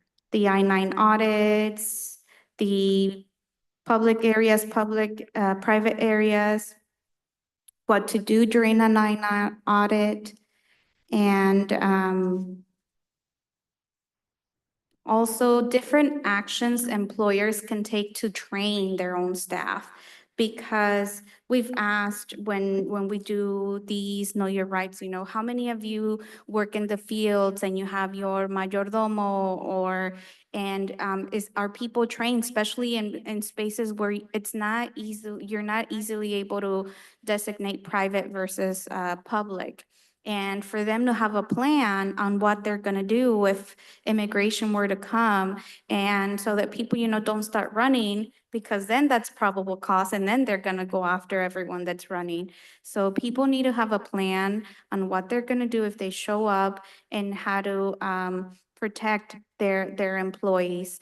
And so I can send a copy of this. It's a digital copy to Dr. Mario after, and maybe he can make it public, or you can sign up. I'm gonna have these flyers wherever we're tabling, and you can sign up to be a volunteer because we are gonna be reaching out to our volunteers. We wanna distribute these brochures to as many businesses as we're able to, but it's almost like with the red card. It's not just handing someone a red card, it's telling them what their rights are and how they can exercise their rights. And then the red card becomes more of a reminder. We're no longer, compared to the prior administration, we're no longer telling people, hand this to an agent and that's gonna protect you, because it's not. They're gonna rip it out and still take you in. So same with this. This is like red cards, but for businesses. And it's not just handing it to them, it's telling them, look through this and this is what you can do. We've also printed the hotline number in the back in case they have further questions, then we can see how we can connect them to legal resources if they need that. Like I said, people need to have a plan on what to do. And the most important thing is people shouldn't run. People shouldn't run, because then, especially when you're in open spaces, because then that's probable cause right there. And reminding people of exercising their rights, remaining silent. That is your main line of defense, not incriminating yourself, because once you start talking, these are people, these agents are trained to get all the information that they need. So you're nervous, you're in panic, it's just don't say anything. Don't say anything, stay in your place. And I don't know if any of you saw the video of the a construction worker that was doing roofing, and he was up in the roof doing some work, and immigration came, and he stood out there. He stood up there for hours and hours, and immigration was like trying to figure out how to get up there, and he was just there sitting for hours, on his phone, and they eventually left because they couldn't figure out how to get on the roof. So as long as you don't panic and you don't run or incriminate yourself, then you have some chances of defending yourself and avoid being arrested. And I was telling my son this morning when we were coming, this administration started with the message that they were coming after violent criminal offenders. And I think if that were the case, many of us would have a hard time coming with arguments on how to defend that. But the reality is that that's not what's happening. What's happening is that nearly half of the people that have been arrested nationwide are people that had no criminal records. You know, these are innocent people that have been outstanding citizens, contributing, paying taxes, doing everything right, and still are being separated from their families. So if the story was different, even advocates would have a hard time, but that's not what's happening here. Same, and just remaining, remembering your rights even under pressure, if you're being threatened, is remaining silent, asking to speak with the lawyer, and because they will use threatening language when they are not getting the responses from you that they want. Not arguing, not engaging with them, not interfering with the search, but just recording. If you're in a public space, you have the right to record people, and are not entitled to privacy when you're in a private space. So everyone has the right to record, and that's what we instruct our legal observers to do when we do these trainings. Since, you know, if you're in a public space, you have every right to be there, and you have every right to record as long as you're not interfering.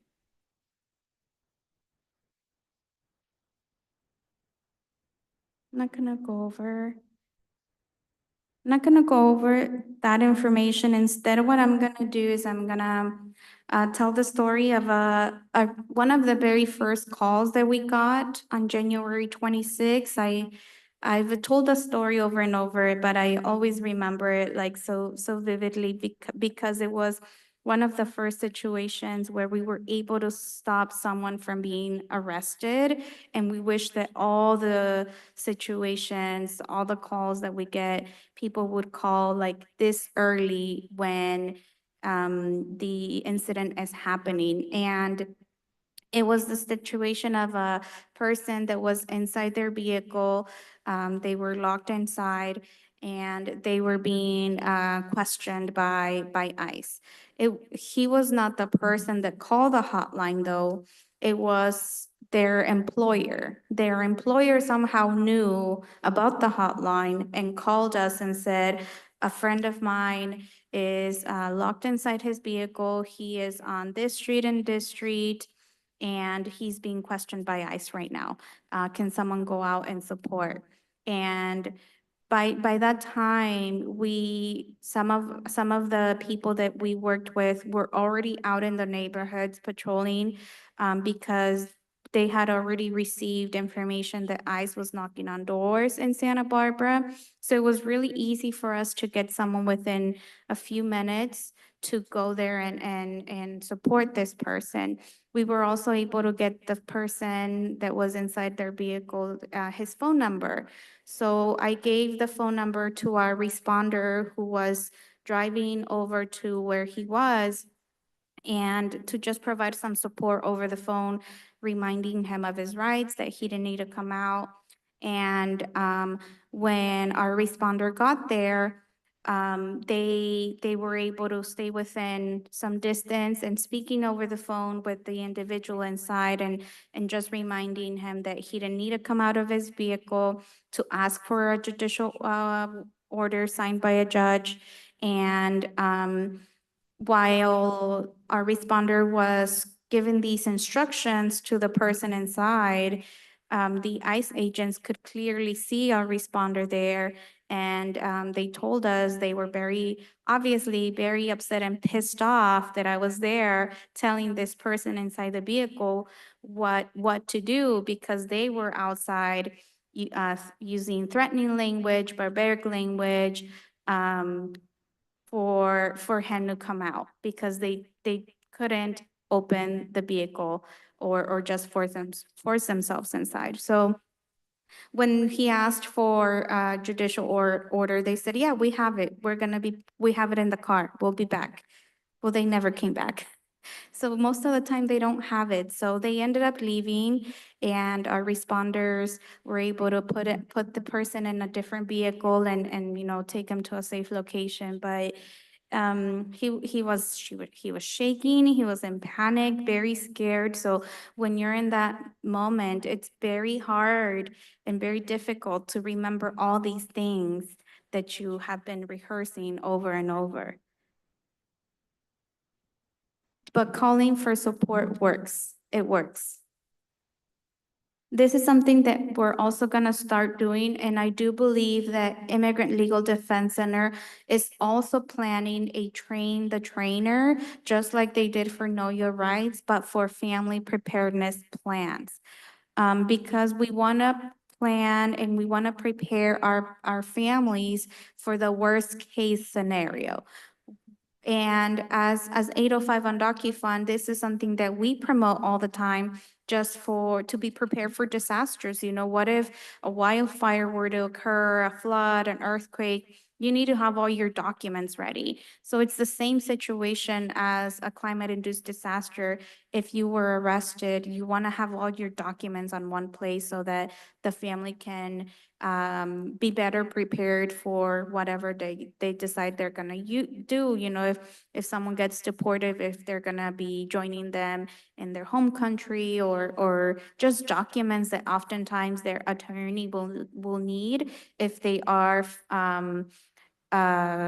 fighting their case to remain here in the United States. And it's just preparing a list of key contacts, designating a responsible person for your children, if you have minor children, an emergency kit, and ensuring that someone can take care of your children if you're unavailable, practicing this family plan, and for example, many of us have those documents, but do all family members know where they are? You know, because usually it'll be like the parents that have everything ready, but are the kids ready to like go and know where to find these documents that we've put a lot of hard work into gathering? So practicing what we would do in an emergency situation, and having the information of your consulate. For Mexico, the Mexican consulate has a number of resources, including free legal services, whether it's family law, immigration, criminal defense. They have attorneys that are being paid by the consulate to support their connationals. And as well as documenting incidents of raids, if it's safe to do so, writing down the time, location, officers, all of that information. This is our 805 immigrant steering committee. We have 805 on DocuFund as the leading organization. I've been referencing our Rapid Response Network. I'm gonna just briefly talk about that information. Buen Vecino, which is an immigrant rights advocacy nonprofit, mainly based out of Ventura County, but they also do work in Santa Barbara County. And Mixteco Indígena Community Organizing Project, which I think they're tabling here, yes, in the back, MICOP. They're MICOP is Tri-County, and they are part of our steering committee. These three organizations are steering the ship of where we move as a coalition, but our coalition itself, like I said, has over 175 members representing different groups and counting. Every time I meet with someone, I invite them to join our coalition. Our coalition is very informal. There is no agreement, no fee where, you know, people have to opt in. There is a group that has been more formally part of the coalition for many years. I think our original group was about 35, but that 35 became 175 and counting now. And some of those are just very informal. So for example, Ethnic Studies Department here, if they said, we're gonna promote your information and we wanna join your meetings, like, excellent, you're part of the coalition. And now we have a connection at Cuesta College. we're that informal because we don't need the red tape. I worked in government. I worked in housing for 6 years, and we don't need to be that. You know, we need to be sustainable, and the red tape usually will make things harder and difficult for people. And this information is what we have been promoting on where people can report if they see potential ICE enforcement happening. Our 805 immigrant hotline, also how to register. The easiest way to register is texting the word alert or alerta to the hotline number, because it gets added almost within that same couple of hours.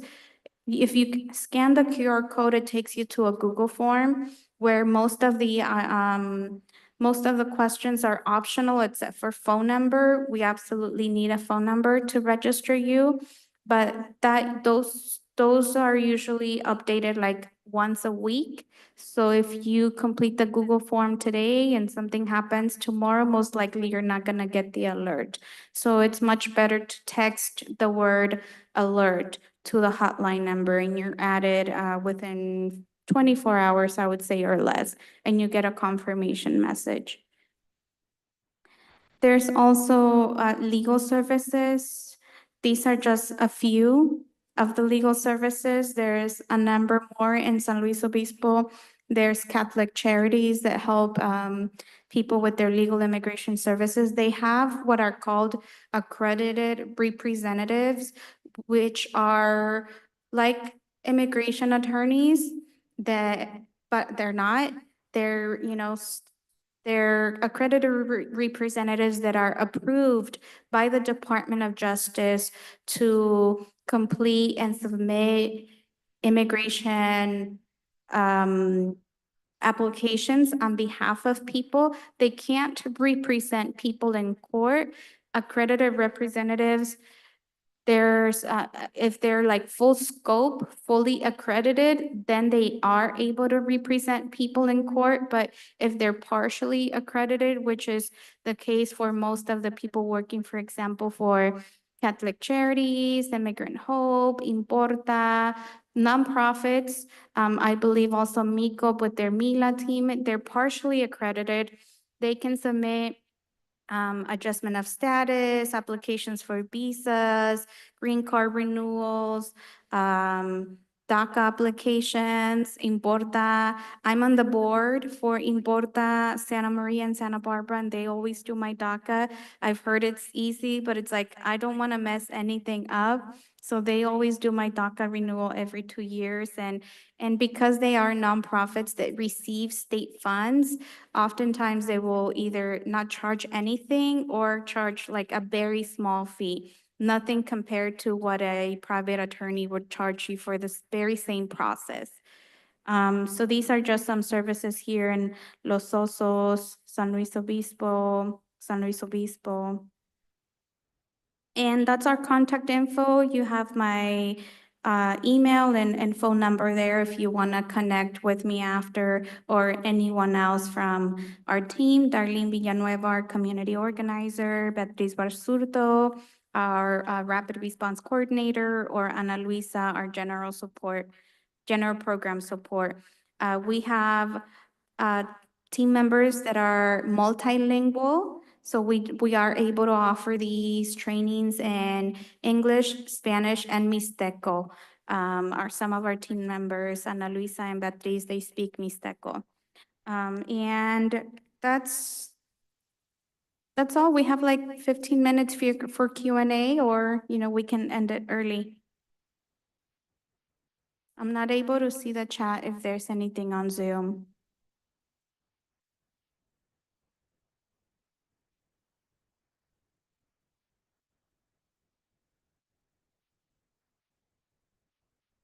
Yes.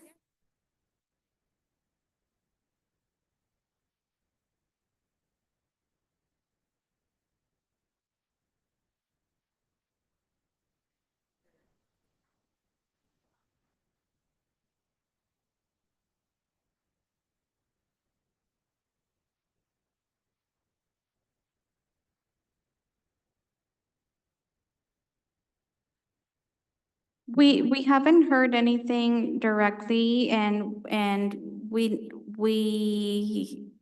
haven't heard in the past or now, and I don't think we're gonna be getting this information in the future. So when not only organizations, but also journalists and just different news platforms have reached out to immigration to just get numbers, they haven't been very transparent, obviously, with what's been the true impact. And even if they do, attorneys are saying that the system, the ICE locator online system isn't very reliable, isn't updated as regularly. So any information we could be getting from them, I mean, it'd be something, right? But I wouldn't trust any of that. So really what we're doing is we're focusing on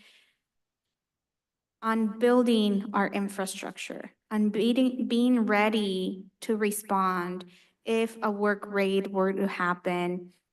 Because there have been work raids in other areas, so what's to say that it's not gonna happen here? You know, we have to be ready for the worst case scenario so that if it happens, then we're ready, but if it doesn't, great, you know, then better that we prepared and we were ready than not being prepared for the worst, not relying really on what is being said. It's just being ready for the worst. And that's how we're gonna be able to respond more swiftly to whatever is happening and focusing on our people and educating the community. We have found that this is not only useful for the undocumented community, but for everyone to know what their rights are under this Constitution, including students. There's been a flyer that I don't know if anyone posted at Cuesta College.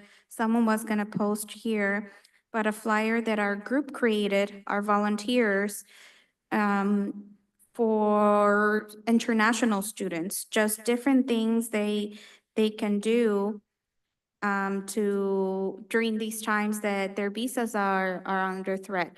We know that some students receive their visas back, but some of them are still fighting their cases. So international students also have rights. So I can also send you this flyer afterwards so you can post, but someone was gonna post here somewhere in Cuesta College. So Know Your Rights is for different groups. Everyone under this Constitution has rights, whether you're an international student, undocumented, a green card holder, visa holder, US citizen. And it's important that we all unite, that we are all in solidarity, and that we all protect each other, exercise our rights, and that way we're able to combat, you know, what we are seeing happening or just the different attacks and threats from this government. Anybody who has a question, I'm happy to bring a microphone to you.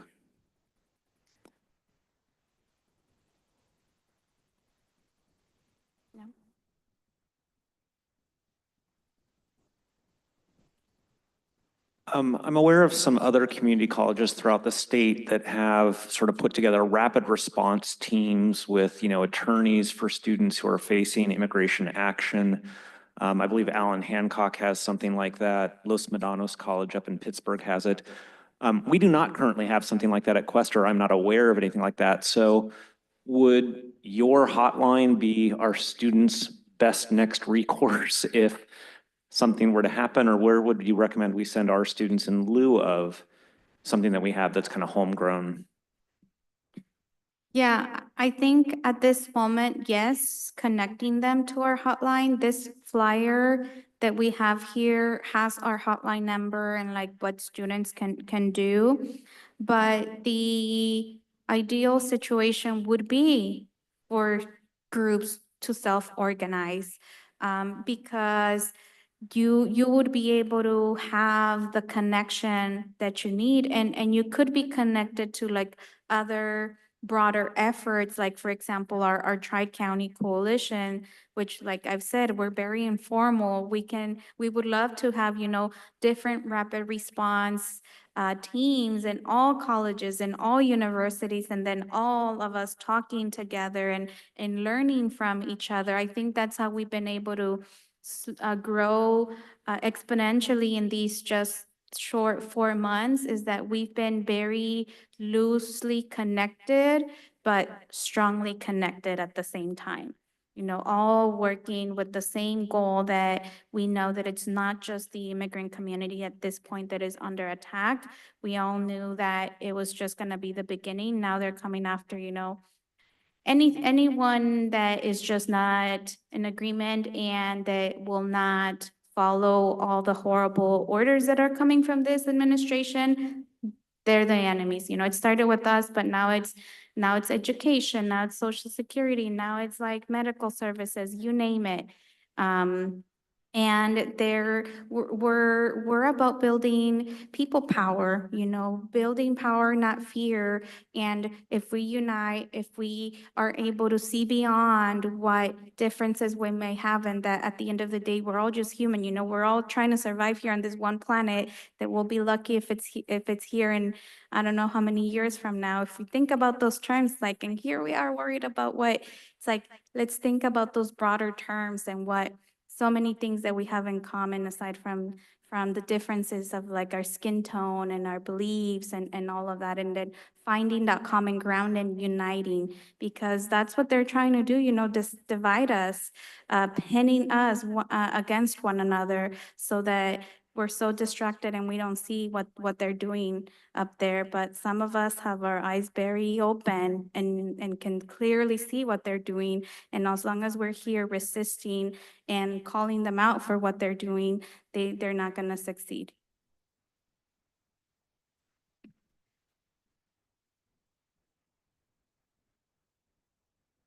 I just have one question before we start moving to another part of our program. But what can Cuesta College do to nurture this relationship with organizations like 805 and DocuFund, so that we can start building those relationships and bridges?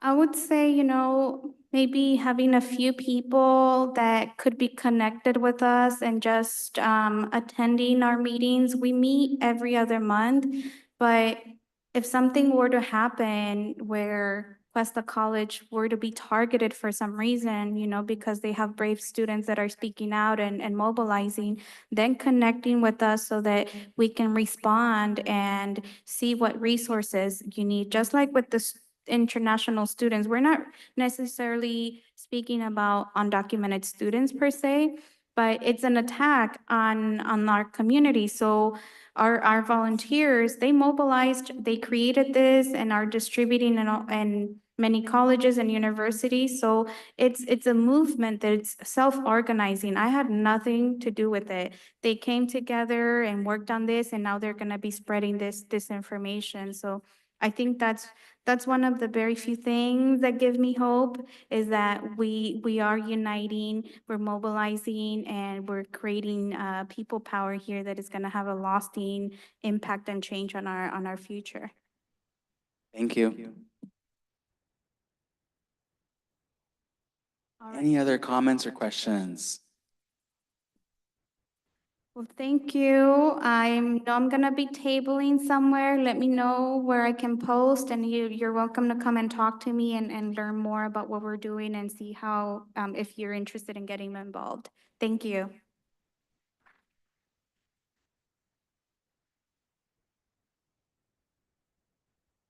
The resource tables are over there. There's one by Miko.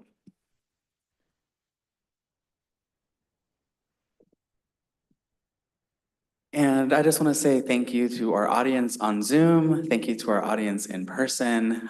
These workshops have been brought to you in part by our Ethnic Studies One-Time Funds provided by the California Community Chancellor's Office, as well as the dedicated support of our volunteer team who are here serving food and making sure people get registered. So thank you so much. A round of applause for our volunteer team, please.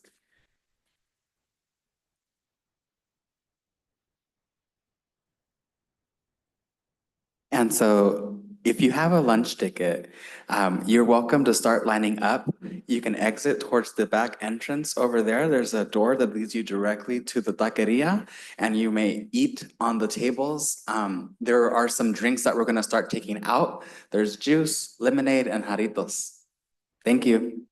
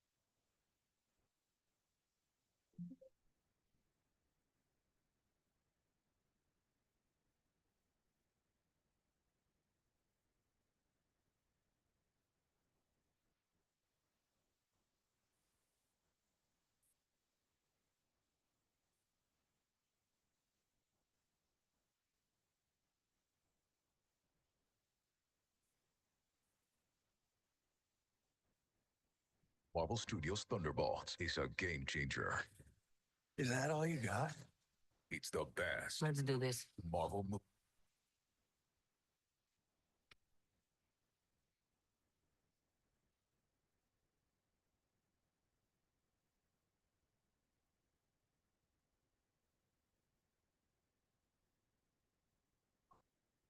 Cantaré porque somos chicanos, porque somos chicanos de Isteley, ay arriba y arriba. Ay arriba y arriba y arriba iré, yo no creo en fronteras. Yo no creo en fronteras, yo cruzaré, yo cruzaré, yo cruzaré.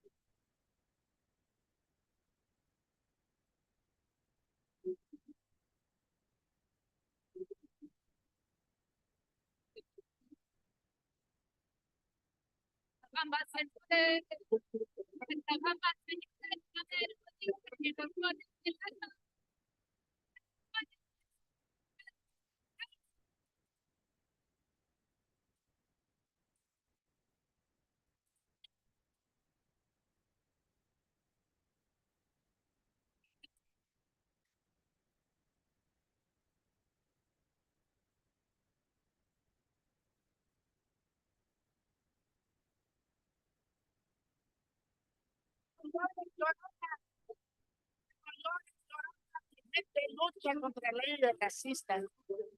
Contra leyes racistas, y arriba, y arriba. Y arriba,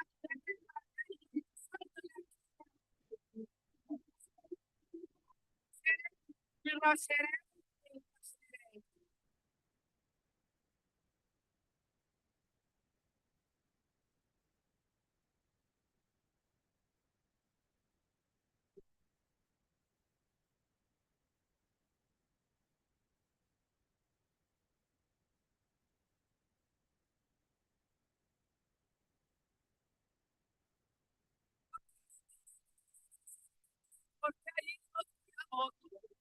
Porque ahí nos creamos nuestra familia, y arriba, y arriba.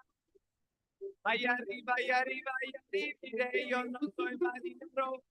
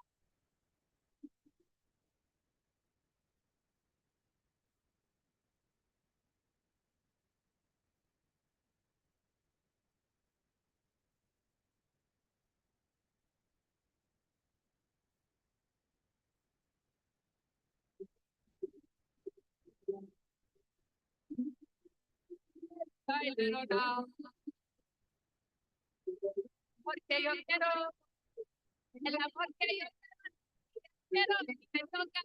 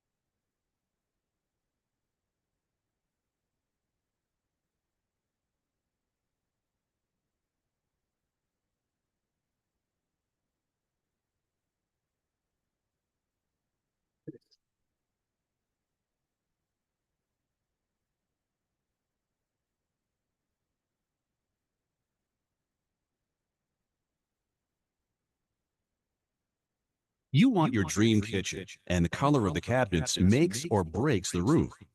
Replacing cabinets is too expensive, but what about painting? Think again. Enhance has a better way. Let's start from the beginning. First, the prep.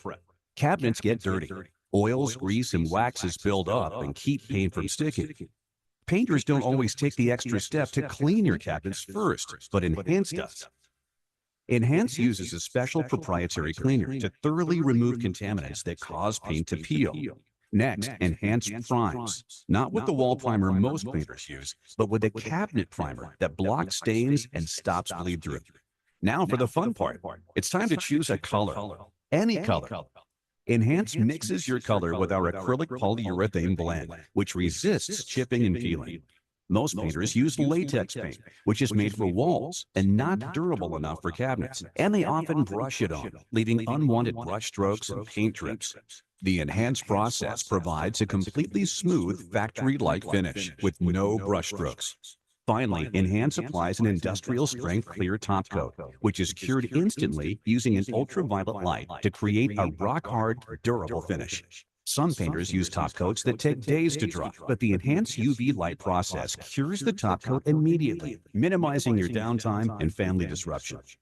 Don't settle for cabinets that look like they've been painted. Get the quality and durability you dream of and the price and convenience you desire. Refinish without compromise. Enhance. Wood refinishing? When I started doing this warm water trick to help me lose weight, my friends laughed at me. But when they saw how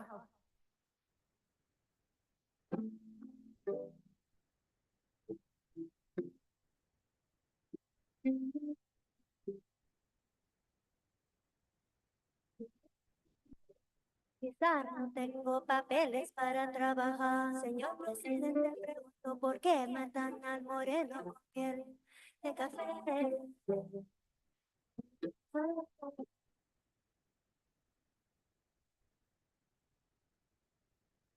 Si fuera presidente, honestamente, si fuera presidente, para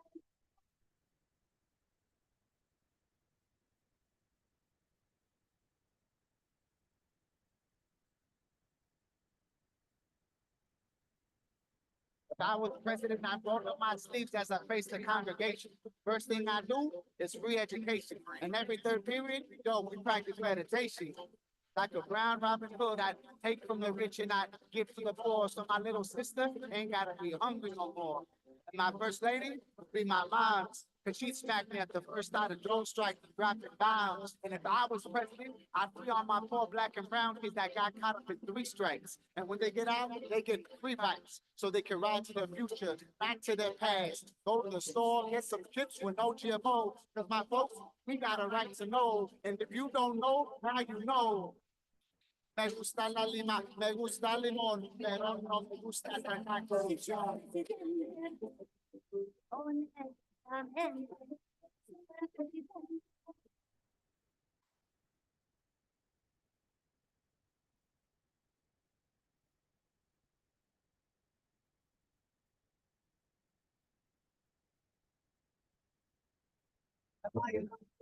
I've run the battle at the opening. Thanks and prayers to Creator and all living beings. First thing, I sit you down with your abuelita, rewrite history so our kids can see where we came from and the new destiny. From Flint to Cali, water flowing pure and free. And my Department of Peace without guns and the flag racks. Budget cuts to corporate kickbacks. If I was president, well, there'd still be drama. Take some village to kill our generational trauma. So shake your spine, put your hands up high. We got a different kind of party in the White House tonight. If I was president, hey, what would I do if I was president? Hey, I'd ask you if you were president. Hey, what would you do if it was you, or you? Me gusta la lima, me gusta el limón, pero no me gusta tanto. Me gusta la lima, me gusta el limón, pero no me gusta tanta corrupción.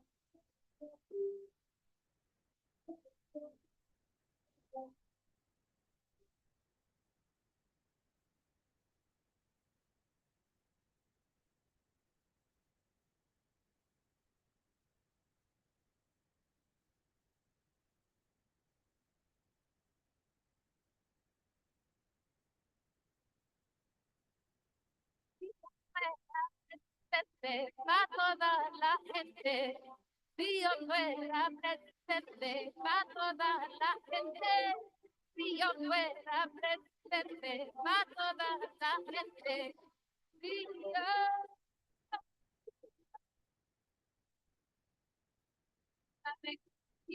pero no me gusta tanta corrupción. Me gusta la lima, me gusta el limón, pero no me gusta tanta corrupción. Me gusta la lima, me gusta el limón, pero no me gusta tanta corrupción. Me gusta la lima, me gusta el limón, pero no me gusta tanta corrupción. Me gusta la lima, me gusta el limón, pero no me gusta tanta corrupción. Me gusta la lima, me gusta el limón, pero no me gusta tanta corrupción.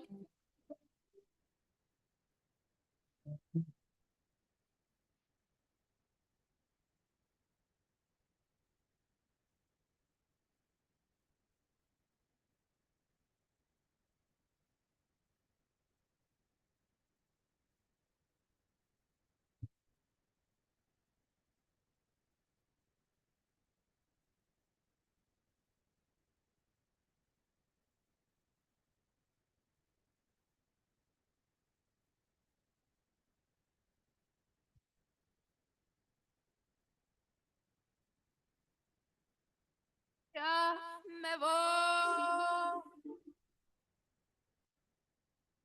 sin dinero. Ya me voy. Yo no quiero.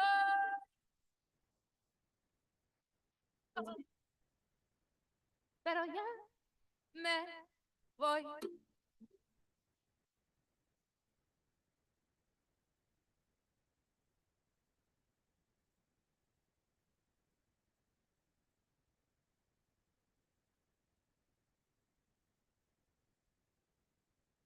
Yo no quiero sin dinero, tengo miedo, pero Para el norte ya me voy. Por Ramales ya me voy. No sé dónde quiero voy.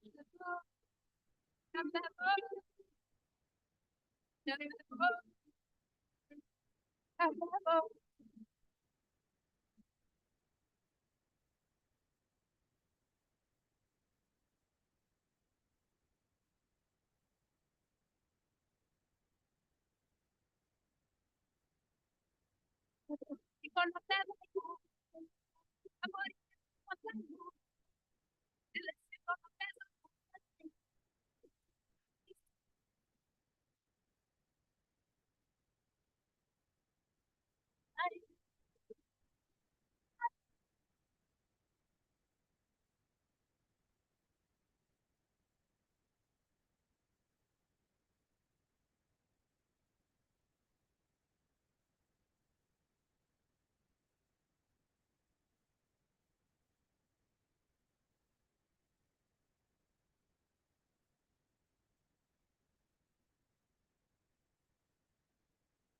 pero sin dinero por mi sueño ya me voy.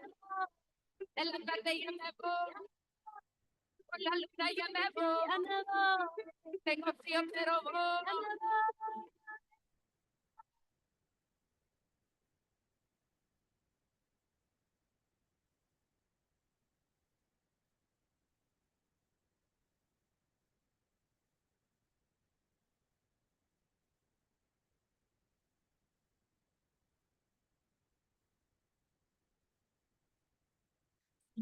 No te vayas.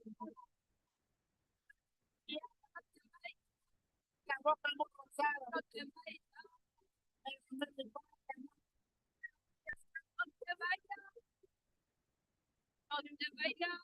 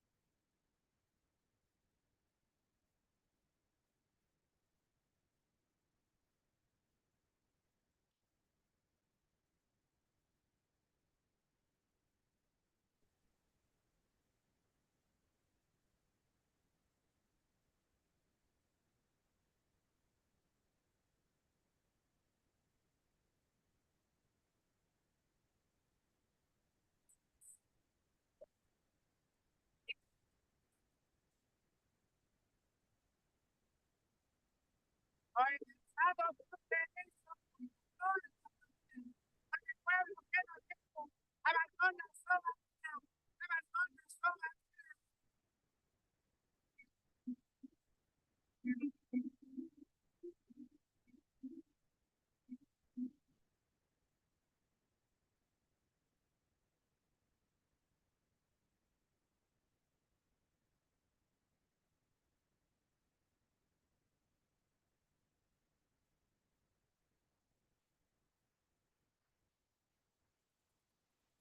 YouTube Premium is ad-free YouTube and exclusive access to all things VIP. Try 1 month free.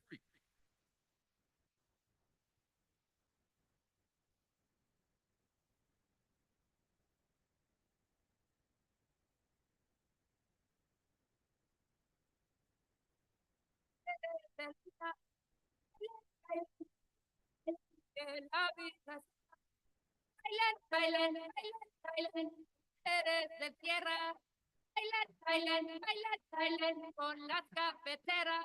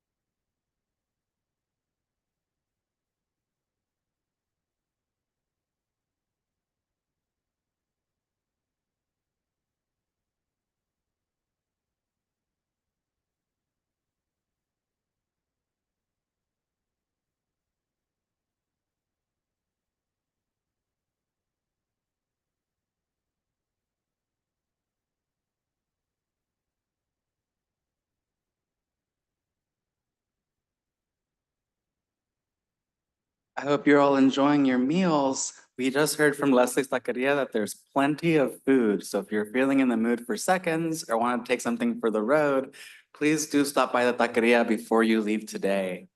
We're gonna start gearing up for our storybook readings starting at 12:30 p.m. Thank you.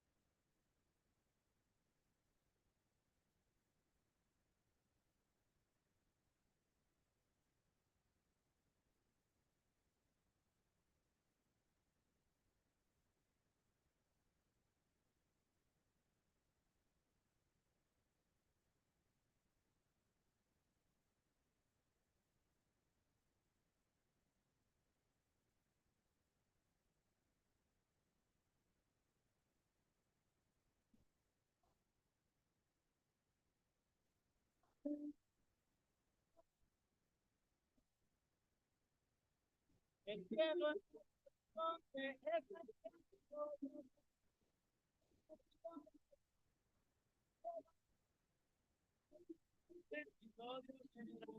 el cielo,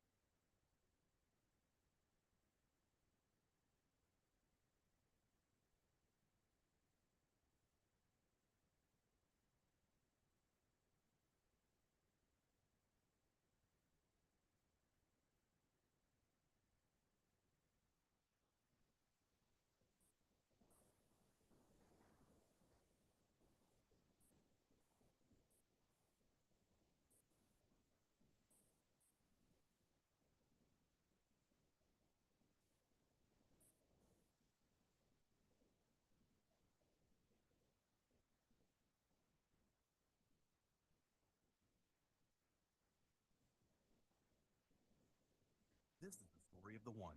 As a lineman, it's his job to keep the power on. That's why he chooses Grainger for professional grade products and next day delivery, so he can rise to every challenge. Welcome back, everybody. Folks on Zoom, if you can hear me, please make a symbol.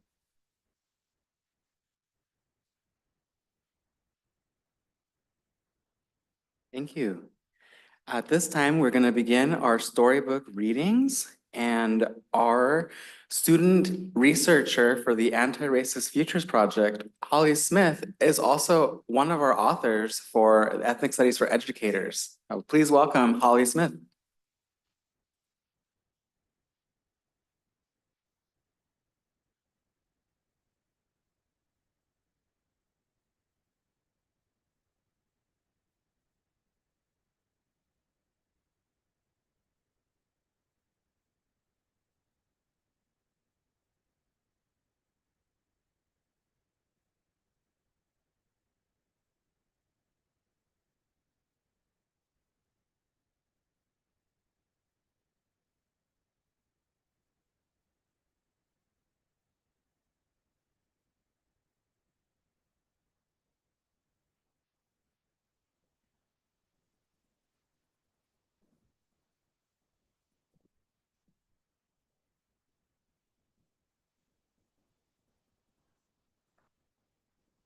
Hi, everyone.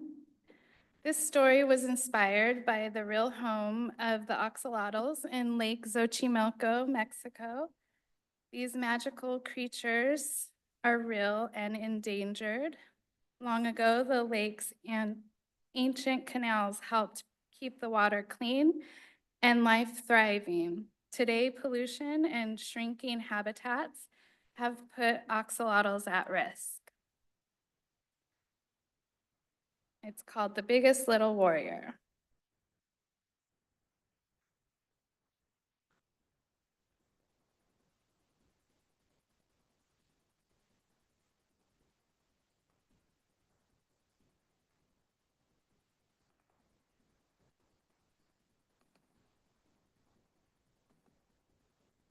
Bear with me, I'm scrolling through the pages.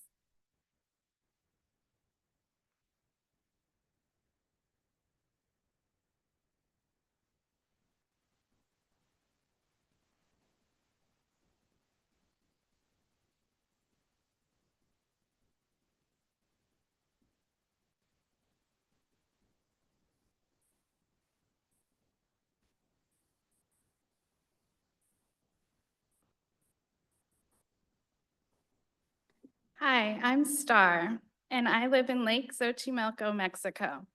I was born under a full moon, just as my abuela predicted. From the moment I entered this world, she declared it was my destiny to save our tribe and habitat from extinction. With our tribe dwindling down and our once glistening lake losing its sparkle to murky waters, I know it's almost time to fulfill my destiny. There's just one problem. I still don't know what I look like, but in my dreams, I picture myself as a magnificent dragon. The big reveal will be in front of a magical mirror at midnight, an honor only gods receive. I was told I am a direct descendant of the Aztec deity, Xolotl. Legend has it, he shapeshifted into an axolotl to escape his demise. I know I must be valiente, as my abuela would say, but my nerves are getting the best of me. Anytime I feel overwhelmed, I go to the library, where my friend Penelope works. She always knows how to make me feel better. As soon as I arrived, Penelope greeted me with a book I recognized from childhood. Abuela used to read it to me at bedtime. I quickly swam home to soak it all in. I haven't seen this book since she passed away. To my delight, the pact between Xolotl and Abuela was in there. I could feel magic swirling in the air while reading it. That night, I had strange dreams. I woke up feeling uneasy, but excited because today was finally the big reveal. I hope it goes fast. Luckily, the day flew by. Before I knew it, it was time to swim over. Once I got there, I saw an ancient Mexican mud turtle. He called himself Lonos and introduced me to the crowd. I swam over to the mirror and noticed a pint-sized salamander staring at me. I smiled at her, and she smiled back. I swam closer, and so did she. "Well, hello, little one," I whispered, and to my surprise, she mimicked my words. I slowly realized I was looking at a reflection of myself. It left me feeling speechless and bewildered. I stood nervously as the crowd cheered. I was frozen in confusion. I accepted the honor and hurried home to process what just happened. Nothing made sense to me. I felt like a fraud. How can I save anyone now? For the first time, I felt small and powerless. I searched for answers, and I found a map I had never seen before. It was directions to the spookiest part of the lake, the island of the dolls, La Isla de las Muñecas. A shiver went down my spine. I was warned to never go there as a child. Luckily, Lonos and Penelope showed up to help guide me there. Upon arrival, Lonos said this next part was mine to do alone. I whispered to myself, I must be valiente, as I inched closer to the Valley of the Dolls.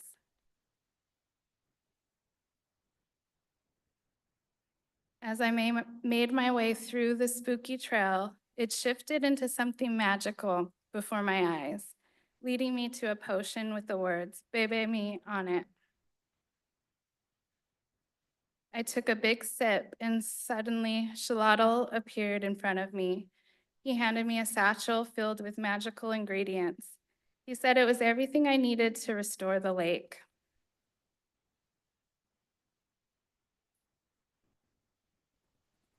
You are very brave, Star. You are the only one who could fulfill this mission. But you must hurry and spread these ingredients all over the lake before sunrise. I hurried back to the boat to relay the good news. Together, the three of us spread the ingredients all over the lake right before the sun came up. For the first time, our lake was glistening again in the sunlight. I had fulfilled my destiny. Later that night, Xolotl appeared in my dreams. To my surprise, he revealed to me that I was his daughter and left me with a jade pendant to use anytime I needed him. I went back to sleep dreaming of what might be.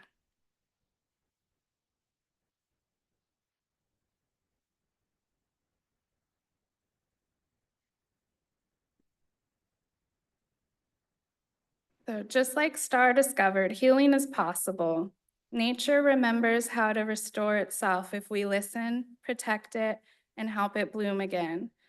The original canal systems in Lake Xochimilco were a masterpiece of sustainable design. They were self-cleansing, balanced, and deeply connected to nature.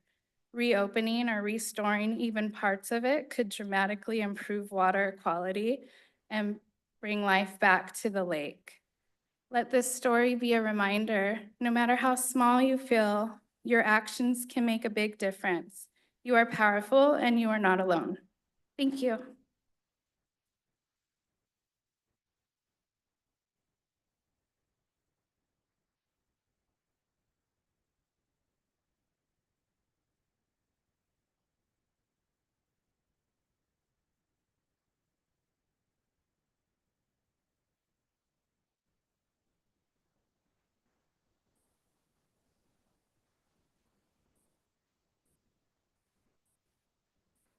Thank you, Holly Smith. That was an amazing storybook that we received for our first cohort of ethnic studies storybooks in ethnic studies for educators.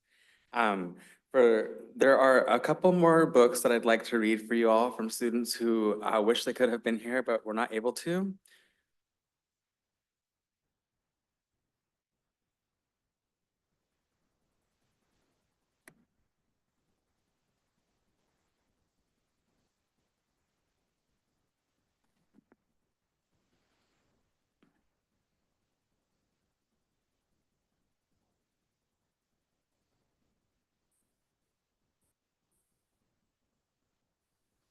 This one is called Hola, mi nuevo amigo by Adam Oregui.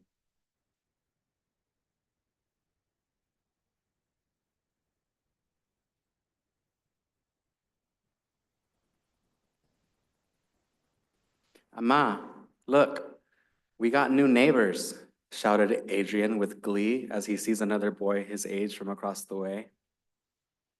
Unaware of the excited new neighbor, Ian begins to move all of his things in the house, not knowing an excited neighbor awaits.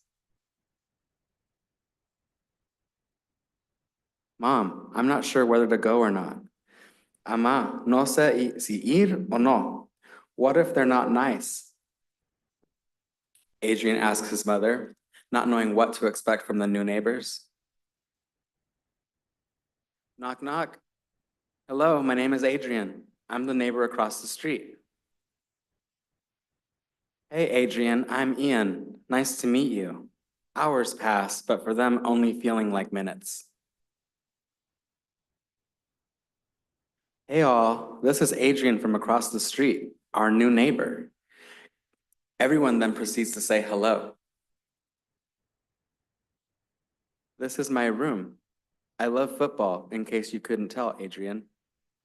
Oh, whoa, that's different from my football. Adrian notices how different Ian's room is from his own. They both rush out the door to Adrian's home. Hello, Ian. Hola, familia.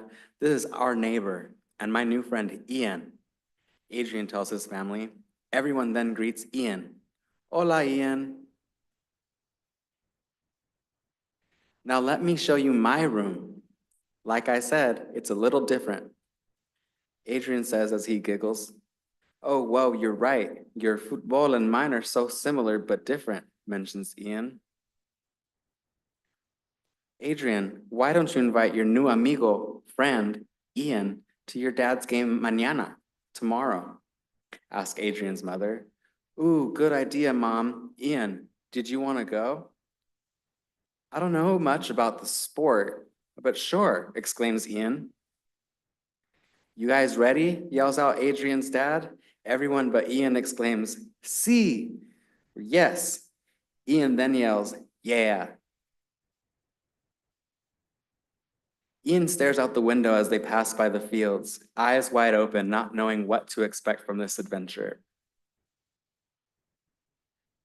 Ian tries different foods from all different snack carts surrounding the fields. From chicharrones to esquite to an ice cream-like drink named a mangonada. Chicharrones are fried pork skin. Esquite is a corn kernel snack with cheese, mayo, and other ingredients. And mangonada is a mango ice cream with chamoy, a Mexican spicy sweet dip. All right, it might be time to head down to the team. Have fun, niños, kids, says Adrian's dad as he runs down the field. Both kids yell as they eat snacks. Thank you. Good luck. So since the ball went out of bounds by the enemy team, my dad's team got possession of the ball, explains Adrian to Ian, since he's not too familiar with the sport. Ian says, I feel like I gained about 10 pounds today. Adrian's mom then laughs, saying, good, I'm glad you had a lot of fun with us today. We enjoyed your company. Yes, of course, I learned so much too. Thank you all for such a fun day. I love the culture. It's like a whole new world I need to learn more about, says Ian happily after a fun day. Thank you for coming with us. Hopefully next time I'm able to join you and your family so I can learn too, yells Adrian as his new friend Ian walks towards his new home. The end.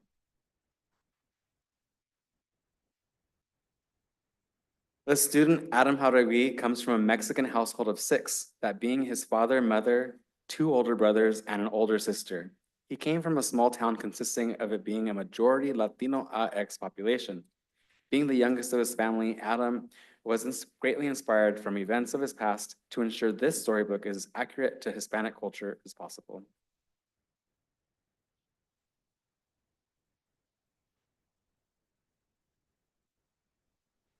This book is called The Significance of a Letter by Anthony Erickson. This book is dedicated to Betty Salzman, Miriko Nagama, and Honi Tada. It was a normal Saturday night for Miriko Nagama and her family. It was a normal Saturday night for Betty Salzman. Honi Tada was enjoying a night with friends. On Sunday morning, everyone heard about the attack at Pearl Harbor. Because of their race, Japanese Americans were called names, threatened, and discriminated against. Franklin Roosevelt orders all Japanese Americans to be sent to internment camps. Japanese Americans are sent to the Manzanar internment camp. Honi Tada and Mariko Nagahama start writing to Betty Salzman. Betty Salzman reads the letters and keeps in touch with her friends. The people at Manzanar did their best to keep positive. They made sure to stay educated. Eventually, the Japanese Americans were allowed to leave Manzanar. Honi Tada, Mariko Nagahama, and Betty Salzman continued to write. Honi Tada, Mariko Nagahama, and Betty Salzman meet again in the 1960s. The end.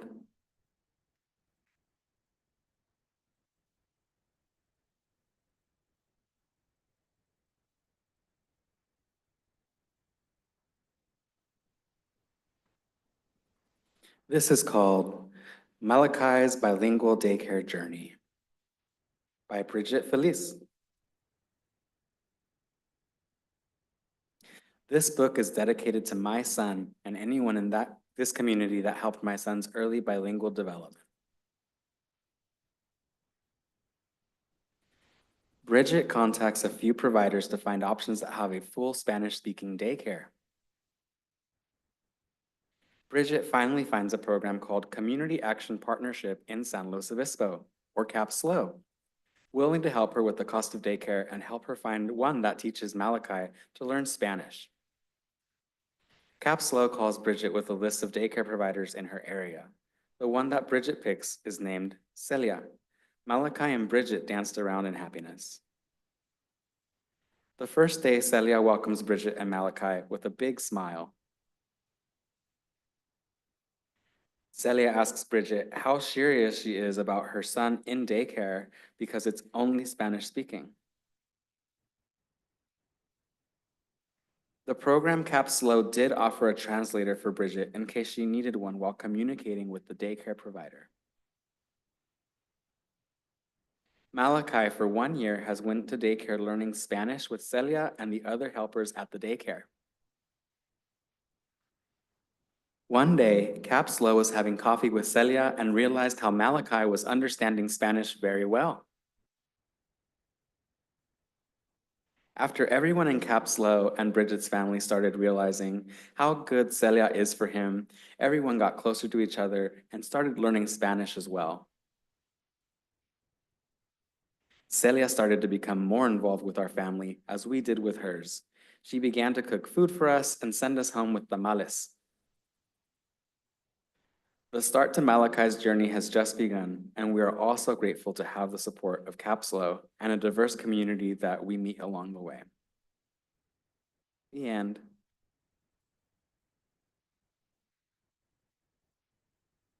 Bridget Feliz has 3 different AA degrees. She has 2 degrees in early childhood development and adolescences. I'm inspired to teach kindergarten or preschool students.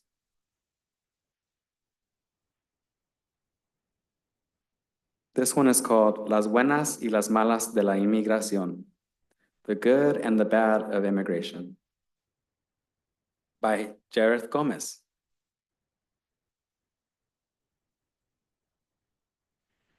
Para los amigos que están batallando por una mejor vida, for the friends that are battling for a better life. Nacho was on his way to work when he suddenly sees the police flashing his lights at him through his mirror. Nacho was arrested and surrounded by an unnecessary amount of officers for one person.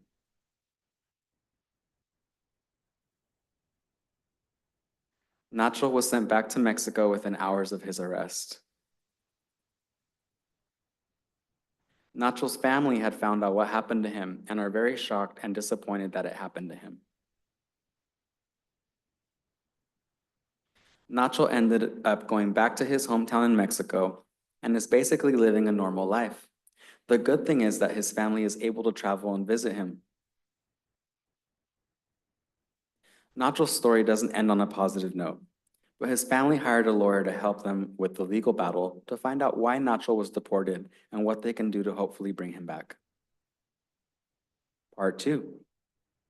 The second part is going to be Omar's story and what he had to go through to end up becoming a US citizen. Omar's story starts off similar to Nacho's in that they both get arrested for no reason. The only difference is that Omar is sent directly to jail. Omar gets on a phone call with his boss from work and tells him what he went through, and his boss immediately gets him a lawyer to help him fight his cause. The lawyer ends up helping Omar by telling him about some laws that can help immigrants who deal with unfair treatment while being incarcerated. Omar's situation was settled in court, and thankfully for the proof they had, he was about to settle his situation. He dealt with unjust treatment and an unfair arrest without any cause. In the end, Omar was pardoned and was from his arrest and was given an easy route towards achieving his citizenship, which is rare because many people have to wait years just for the application process. The end.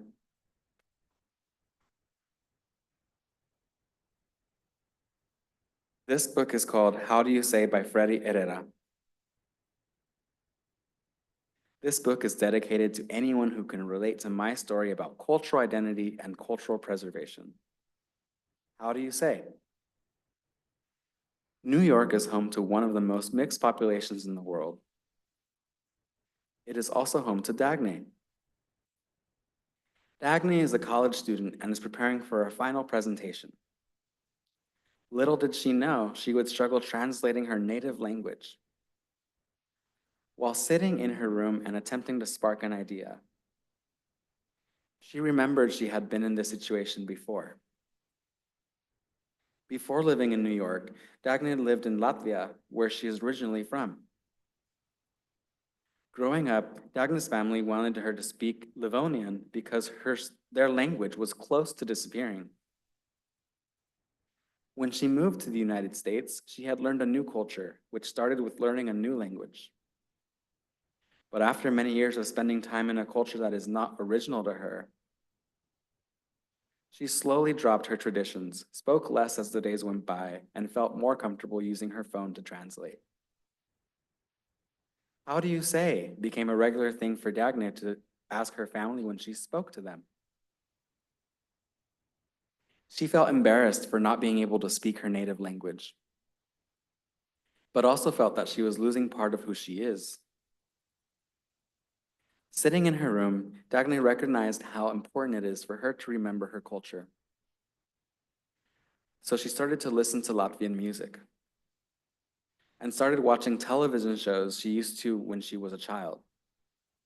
She spoke Livonian every day and quickly recovered her language and wrote about it for her class presentation. Dagny was motivated and wanted to do more with her native language. She helped to translate to communities where people spoke Livonian. Dagny recognized the value of not forgetting her first language and thought about one day passing it on to her children to keep her language alive. The end.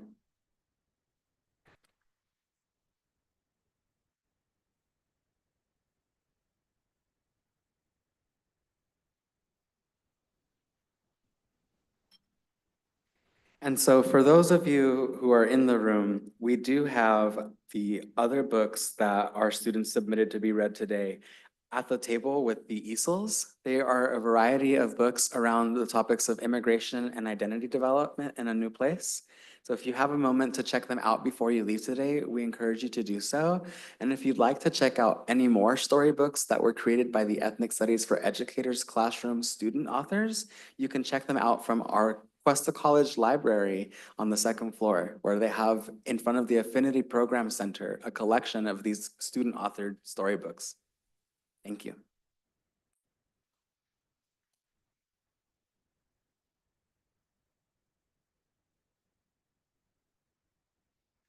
Now we will begin with a brief pause while we wait for our May Day address speaker.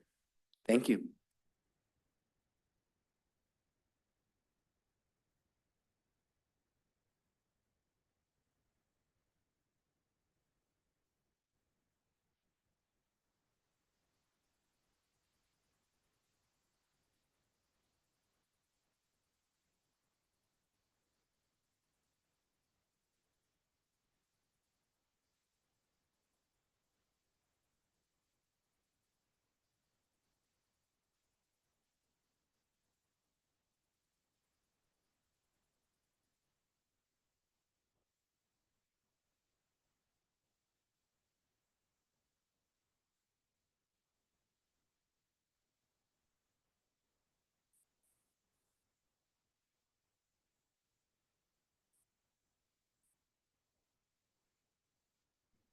Our May Day address speaker, Jeffrey Umania Munoz, is present and we will begin quoting shortly.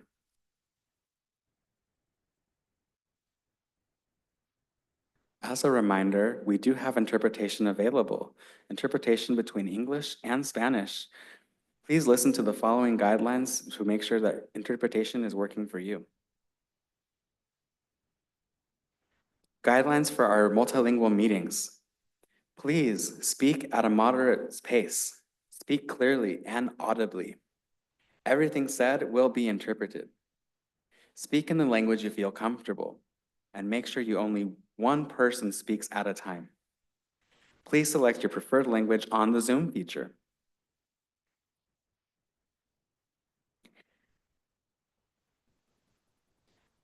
This is our biography for our speaker. Jeffrey Hiel is a student organizer from the Inland Empire, where he has lived since first immigrating to the United States. He is a recent alumni of UCLA, receiving degrees in Chicana and Central American Studies and Labor Studies. Jeffrey serves as co-chairperson for the Undocumented Student-Led Network, USN, a California-based network of immigrant youth leaders behind the groundbreaking Opportunity for All campaign that mobilized thousands of undocumented students and allies. A graduate student at CSU Los Angeles, Jeffrey's scholarship focused on Central American and undocumented youth experiences, identity, and resistance. Jeffrey also serves as vice president for SURGE, CSU LA's undocumented student-led organization, and an organizing fellow with the Inland Empire Immigrant Youth Collective. Please join me in welcoming Jeffrey Umania Munoz. Hi, everyone. Thanks so much. Hopefully everybody can hear me. Thanks so much for that wonderful introduction. I will try my best to speak at a moderate pace. I've been in other situations where there's been an interpreter, and I usually talk really fast. And maybe that's because in Spanish, which is my first language, I'm from El Salvador, and we tend to speak very fast. But if at any point I am moving too fast, please I welcome the interpreters to let me know so that I can slow down. Thank you all again so much for the invitation to be with you all today. Thank you to Dr. Mario and to the rest of the students who put together such a wonderful program. I also want to briefly shout out Dulce from the Undocumented Student Program at Cuesta College. I know that I must have messed up the name. I believe the name at Cuesta is the Monarch Center.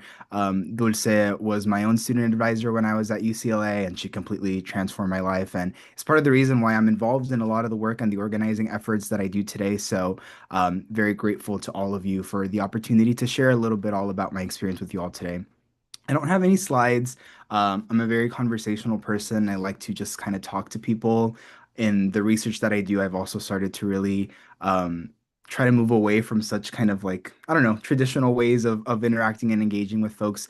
I don't think there's anything in the experiences that I'll share today that might be new to folks. I'm assuming that a lot of the folks in the room, the folks on Zoom, have some experiences being a worker, being from the working class, first generation. Many of you may be immigrants or undocumented yourself. And even if you're not, I think there's a lot of experiences that cross over different racial, racial, ethnic, and other identity lines as working people of the world and as students.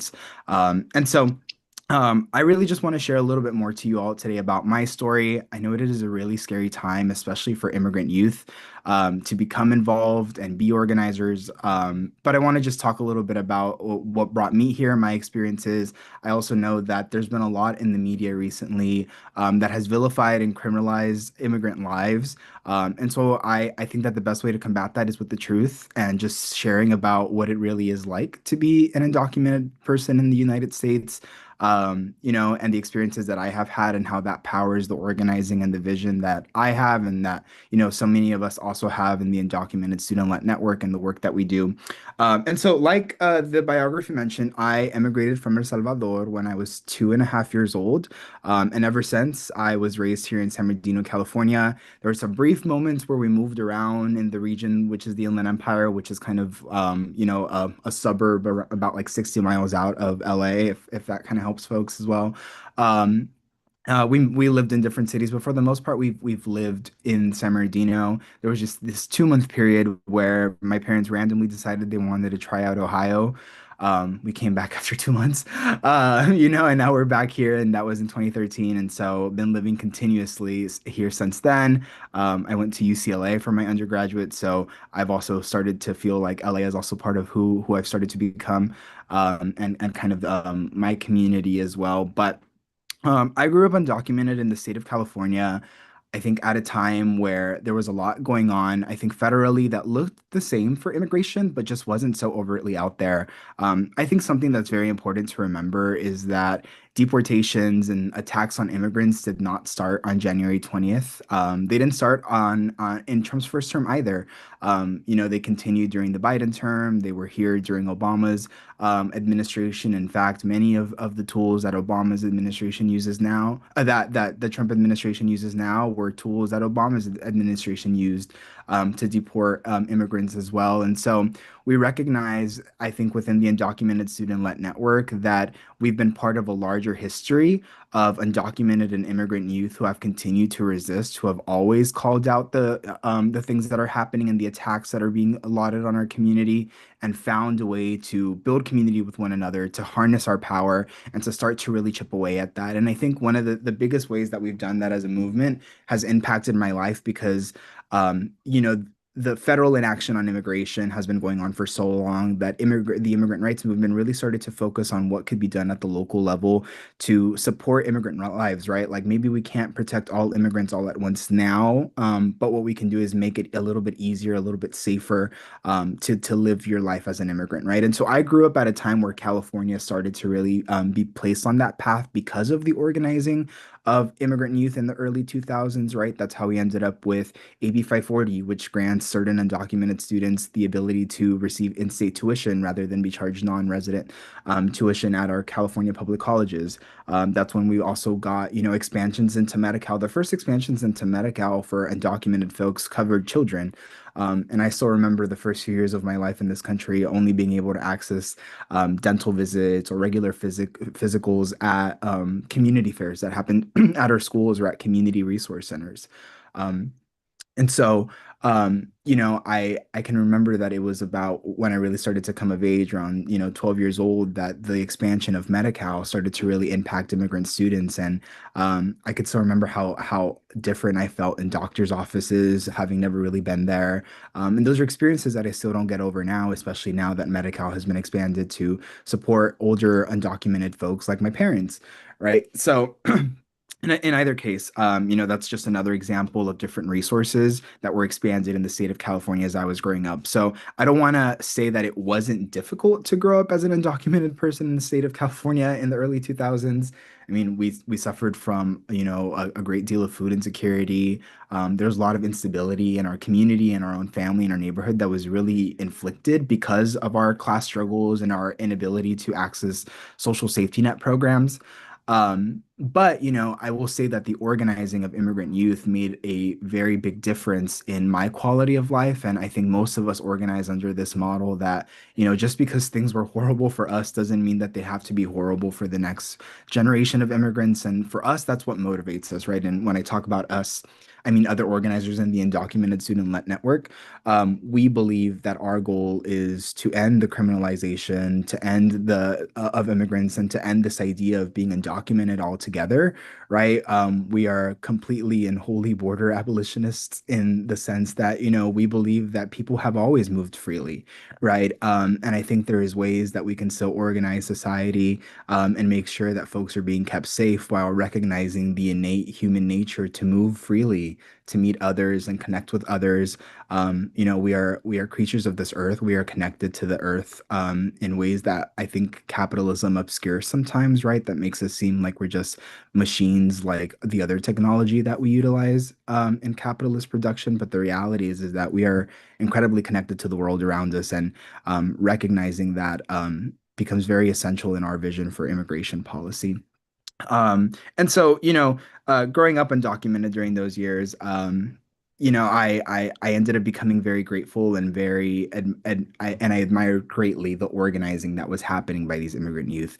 I grew up being told to never talk about my status, to never disclose my status. I remember when we would go visit family members, we would take like these weird, crazy routes of like back roads through like our cities because one, driver's licenses for undocumented folks weren't available back then in the state of California. And two, it was our way of making sure that we could get back home safe, right? And those were very formative experiences that I think made me realize that yes, I was incredibly unsafe being undocumented, right? That there was a force and an entity out there that had mobilized people to try and root me out, to try and find me.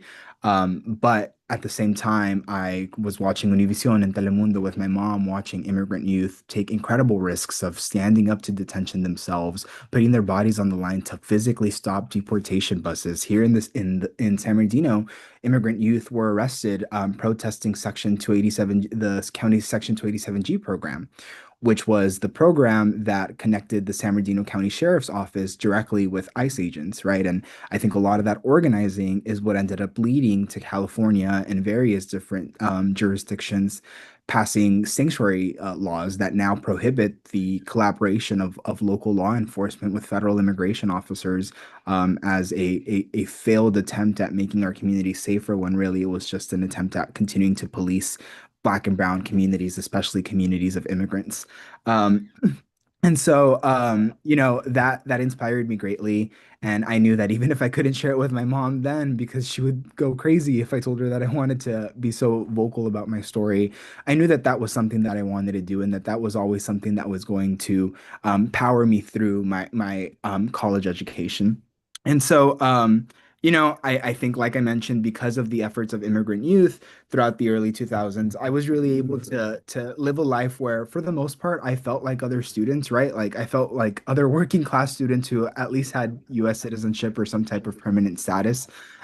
And I think since then, progressively every year since I've grown up, I talk to my friends in the Undocumented Student Network about this status being like a slow noose around your neck, right? And I that's very graphic imagery, but I think every year as we've gotten older, I think we've realized how excluded and ostracized from society we have been, how placed on the outside we are. And it genuinely feels like an attempt to leave us without anything, right? To leave us without the air that we know and the air that we breathe, right? And so, nevertheless, we find the strength in our communities and and our mentors and our vision for the future. But I think I bring that up because I think the moment where I really started to feel undocumented was when I was applying to colleges, when I had become so political and yet couldn't pre-register to vote in class with my classmates, and I had to spend that entire period hiding in the bathroom because they didn't want to talk about it, right? When my friends were talking about FAFSA and I was, doing crazy math with my dad's pay stubs trying to figure out if college was even possible.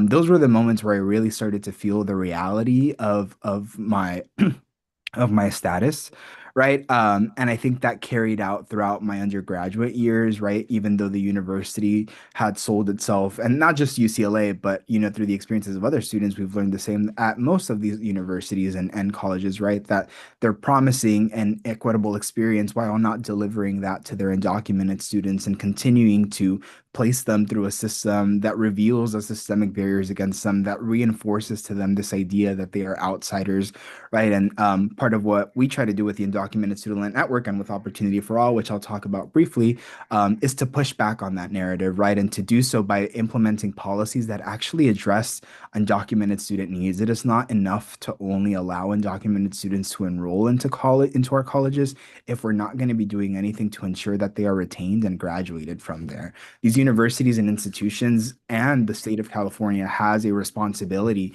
to ensure that these students who want to pour into their communities have the resources that they need in order to be able to do that. There is nothing that makes us different, that makes us less human. There is nothing that we breathe different. We bleed the same way as everybody else.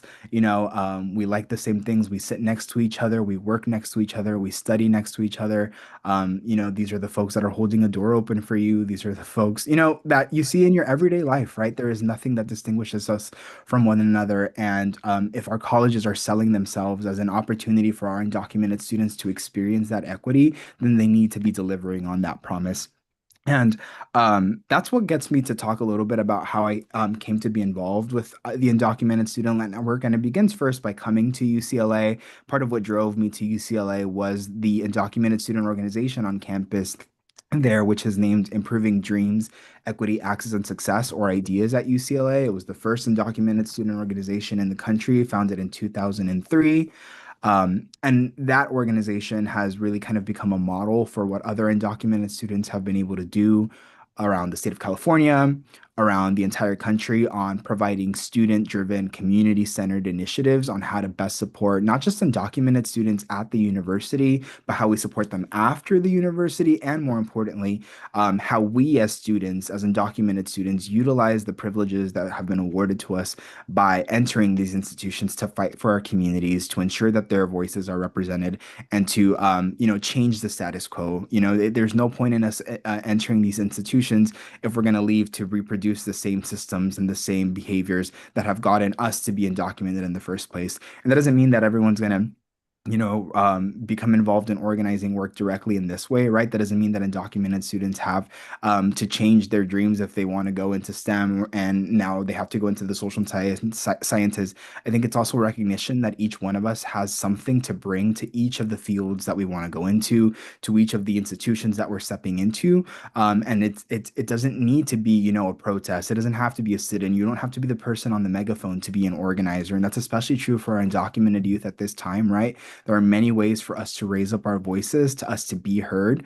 And I think for our allies around us, it is their responsibility to ensure that they are ceding the space to make sure that when we want to speak up, we can speak up, but that they are also providing the capacity for us to organize. I think allies right now at this moment, now more than ever, need to recognize that undocumented youth and undocumented people don't need people who will speak for them or speak over them, right? These aren't folks who are voiceless, but these are people who need your privilege, your power that you have right now to be able to amplify our voices, right? And I think the best way to figure out how we can support one another is to always be in communication with one another and ensure that we are doing all that we can to build up those those bonds of trust, right? That we're not only communicating with each other when it's time to plan a protest or when it's time to get out there and do some type of action, right? These are relationships that need to be built up over time, where we are investing in each other, when we are investing in an actual vision that goes beyond, just something that might happen once a month, once a year, once in a school year, right? And so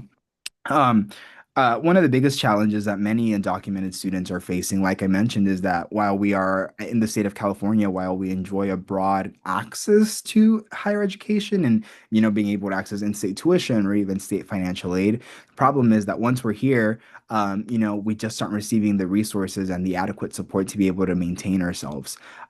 At not just at UCLA, but across our state, that often means that the state financial aid, the private scholarships that our undocumented students have worked so hard for, are not enough to meet the incredibly increasing costs of attendance, living costs, and just human expenses that it takes to be in college, right? Undocumented students cannot work. Many of us are not eligible for DACA, and even if we are eligible for DACA, court litigation has blocked us out from it. And so our universities are placing us in a position where we are limited to the amount of financial aid we can receive. We are limited to the amount of private scholarships that we can bring in. And once we go over that, even if we over excel and bring in all the scholarships that we can, the universities begin to subsidize their own grant aid with private scholarship money that we bring in.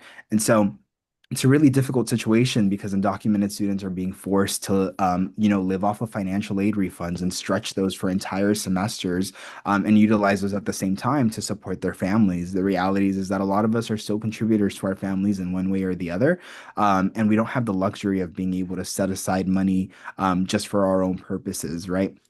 I faced a dire situation my sophomore year where I had certain family emergencies that saw me use my very meager financial aid refund of $2,000 to support my family directly on medical expenses, on expenses to honor the passing of a loved one, right? And I think those are decisions that anybody in my position would have made, whether they're undocumented or not, right? How could I see my parents trying to figure out how they were going to, pay for all of this when I was sitting on maybe not all of the money they needed, but some of it, right? And though the university had claimed that they would be there to help, be there to support, when I reached out for that support, the response that I got back was, you should have budgeted better. We have awarded you all the support that you need for this semester.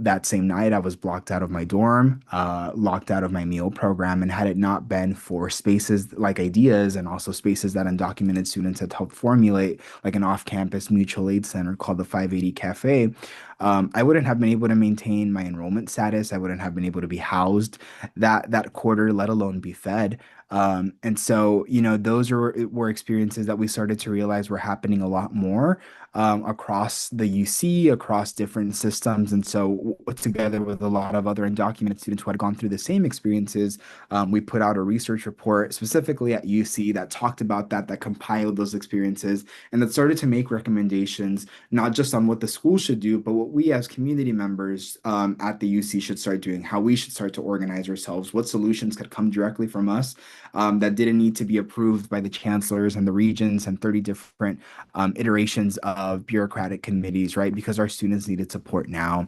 And so that led us to found the Undocumented Student-Led Network, which, although was kind of UC centered at the time, our vision was always to bring together undocumented youth and their allies across the state of California to push forward an immigrant justice agenda, not just an immigration reform agenda. We believe that a system that was intended to vilify our folks is never going to be reformed successfully, right? And that we instead have to approach it from a different model altogether of immigrant justice.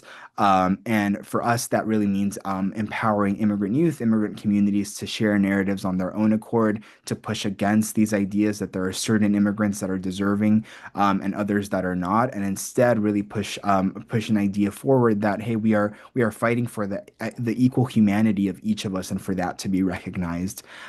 We ended up building a partnership with the UCLA Labor Center and the UCLA School of Law Center for Immigration Law and Policy. And ultimately, working alongside them, we ended up publishing this memorandum that found that the federal prohibition on hiring immigrant workers, undocumented immigrant workers, that has been federal law since 1986 with the Immigration Reform and Control Act. That law makes it a crime to knowingly hire undocumented workers and carries certain civil and criminal penalties if you're caught breaking that, which is why, no one can technically hire undocumented workers who do not have work authorization. But we found, working with the legal research team, that federal prohibition does not actually apply to state entities when they behave as employers, like when the UC, the CSU, or any California community college is deciding who to hire for their faculty positions, or any of their staff positions, but especially their student staff positions. And so we put forward a proposal with the Undocumented Student-Led Network that this means that the University of California has the legal authority and also the moral authority, since undocumented students need to be able to work, to hire their undocumented students immediately, right? And though nothing in our legal theory says that it only applies to students, we believe that starting with students is important because we recognize the privilege that we have as students to be able to push doors open to then continue to expand these resources to other members of our community. And so that is what is behind the Opportunity for All campaign. That is the legal theory that undergirds our campaign. What we are seeking to do is provide state-based employment at public university campuses in the state of California to every student, regardless of immigration status, right? And so it's a question of fairness. It's a question of equity. We have enrolled these students. We have let them come. We are paying our tuition monies into these universities. Why are we not allowed to work on campus? We can't be resident assistants, we can't be peer counselors. If we want to work in the bookstore, we can't do that. If we want to TA or be a graduate student researcher or lead our own research team, we can't do that.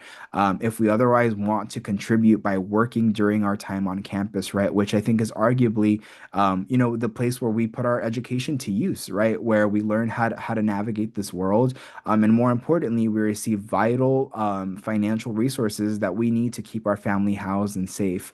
And so it's been a campaign that we've launched back in the fall of 2022. It's been feels like longer than 3 years for sure, but it's been a really rewarding campaign because over those 3 years we have moved the campaign in different phases to where now ultimately we're not only fighting for the UC to do this, but we have a bill moving through the state legislature now, Assembly Bill 713, that seeks to make this the law in the state of California so that every student at the California community colleges, at the CSU, or at a UC can work on campus regardless of their immigration status. This would be a monumental, historic shift. We passed this bill last year with supermajorities in the California state legislature.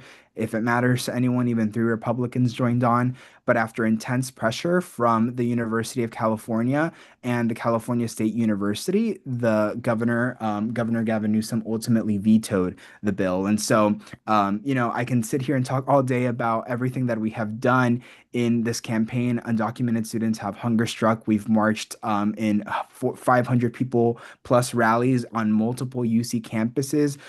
We have held press conferences. We have mobilized in San Francisco. We have driven up and down the state to get students to Sacramento to deliver public comment and testimony. We've marched in 115-degree weather in Sacramento last summer.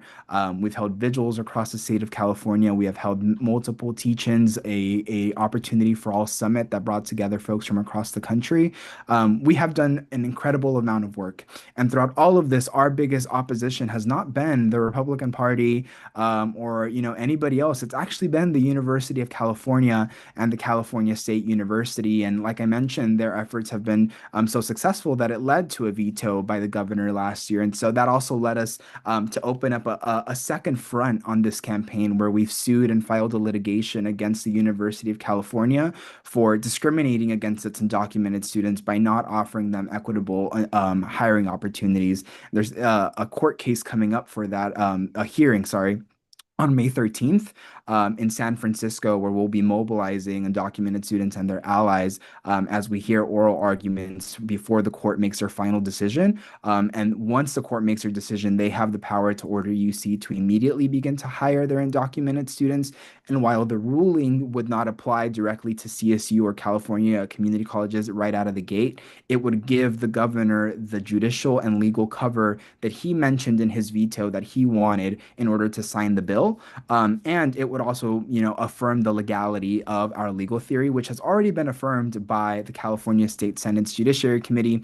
And despite their opposition, UC and CSU have never said that we are wrong in our legal theory. They list every other reason from, being afraid of potential retaliation to thinking that this is too dangerous for undocumented students, right? And we can talk all day about kind of our response to each of those, but the reality is that undocumented students on their campuses right now are going hungry, are going unhoused, their families need support, they aren't being able to contribute to their communities, and our universities are not doing anything to address that. In addition, we are seeing virulent attacks from the federal government and anti-immigrant entities across the country that are vilifying and criminalizing undocumented and immigrant students and their families. And our universities and our state aren't doing enough to fight back against that, to push back on that narrative and change that narrative. Opportunity for all, for us, this campaign is an ability to do that, for the universities to stand up and really demonstrate what it is that immigrants do in this country, how we should be embracing our immigrant community members rather than turning them away, right? And so this campaign has taken on a more important tone now more than ever, because it's an ability for us to take the narrative back, to strike back. This is the first time probably in a minute that, we've talked about something where immigrant rights are looking to be expanded, right? And like we mentioned, the legal theory is very expansive. It can be applied in various scenarios in different other states. And more than anything, it can start to force a culture shift, somewhere to give folks to turn their attention and energy into, and a vision where we embrace our immigrant communities that we so desperately need to be pushing for and spreading as far as we can right now. And so, I think I'm more than happy to take some questions. I think as I start to wrap up, I think just the last thing that I want to share is, just kind of speaking directly to the undocumented students and undocumented youth about how important it is to continue to organize and mobilize right now. I think I love having moments like this because they really do kind of put that fire back in me, because it's been incredibly difficult. The reality is that we've started this tradition with my parents and my family where we gather in our living room every morning and every night for a big family hug. And no one says anything, but we all just kind of know that for us, that means that we've been successful for a few more hours of staying in this country, right? When I take my sister to school, I hug her extra tight, right? And I don't think she understands why, but I do, right? Because I don't know if that's the last time that I'm going to see her. My younger sister is 14 years younger than me, and she's my entire world, but I can imagine not being without her. But, I resonate with the feelings that it feels like I'm living in a video game right now, right? It feels like I don't know what it feels like, but it doesn't feel like life, and it doesn't feel like regular life, because it's not. This isn't the way that we're supposed to live. This isn't the way that anybody is meant to live, right? I don't think I've been able to have a regular blood pressure reading in like a month and a half, right? And I can feel like the stress and like the anxiety and the fear and the deterioration weighing on my body. And I'm not here to tell you today that you're not going to feel that, or that organizing and mobilizing is going to take that all away. Sometimes maybe it'll even exacerbate it, right? But the reality is that we have to feel the fear. It's palpable. It's there. We can't ignore it. We can't just run from it. We have to go through the emotions that we feel because we're human. But we also can't let it paralyze us. Part of the biggest victory is on the other side is for us to just immediately give up, right? For us to not have any fight left in us. But now more than ever, it's important to let them know that we're watching, that we're listening, and more importantly, that we're mobilizing and that we're acting. And I know that can be very scary as an undocumented person, as an undocumented youth right now, but your voice now more than ever is important. It's needed, for you to make your difference in whatever way that you can, the way that makes you feel safe. life, but a way that gets you out there, right? Our stories are not going to be told by people who don't know what it's like to be us, right? The vision that we have for the world, having existed completely on the outside, is not going to be actualized if we don't get involved, right? And, we're not perfect either. Undocumented folks have our own issues. We're human too, right? We need to be in solidarity with other workers and other immigrants from every legal status, right? Like we have to recognize these are mechanisms to tear us apart. But I think this experience makes you very unique in being able to realize and see the way that the world works, and how we can push for something different, right? And so I really encourage you all to get involved. I have found my greatest friends, the greatest support that I have had ever. I'm more scared than ever, and then at the same time, I'm more courageous than ever, right? I'm ready to fight, and I think it's because I have found allies, I have found other immigrant youth who have filled me with that, and so I know that you all are starting, your efforts at Cuesta to begin to restart an undocumented student org, and to really start lifting up our stories. And I think it's we at USN are here for whatever you may need. I'm here for whatever you may need, but I'm so inspired by that because absolutely right now is not the moment to retreat. It's not the moment to sink back. And if we can keep pushing the ball forward, I think we'll continue to be successful.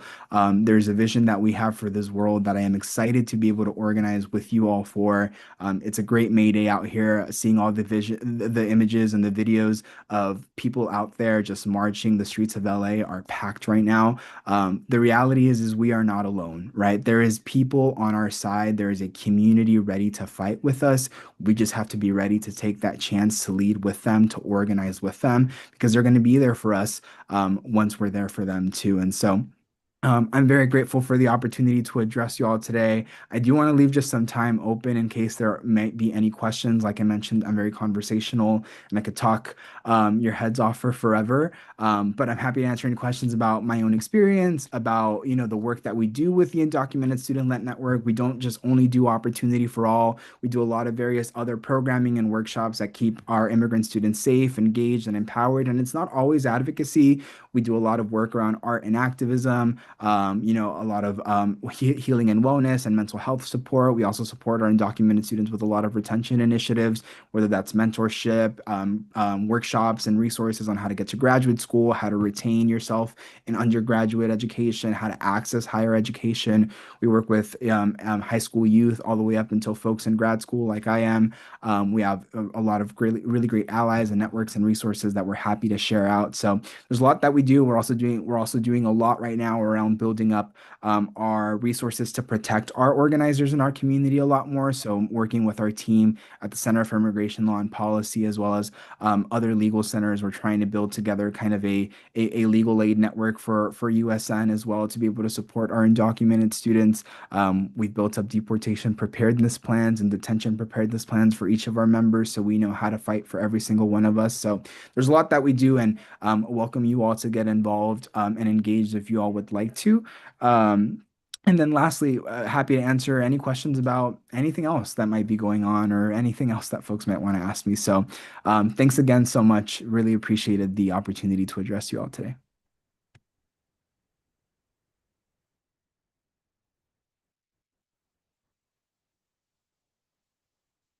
Thank you so much, Jeffrey, for your May Day address. And may I ask just for one more round of applause for Jeffrey? Zoom reactions, Zoom comments. We do have some time. We have about 10 minutes left for comments and questions, and I'm going to bring you the mic.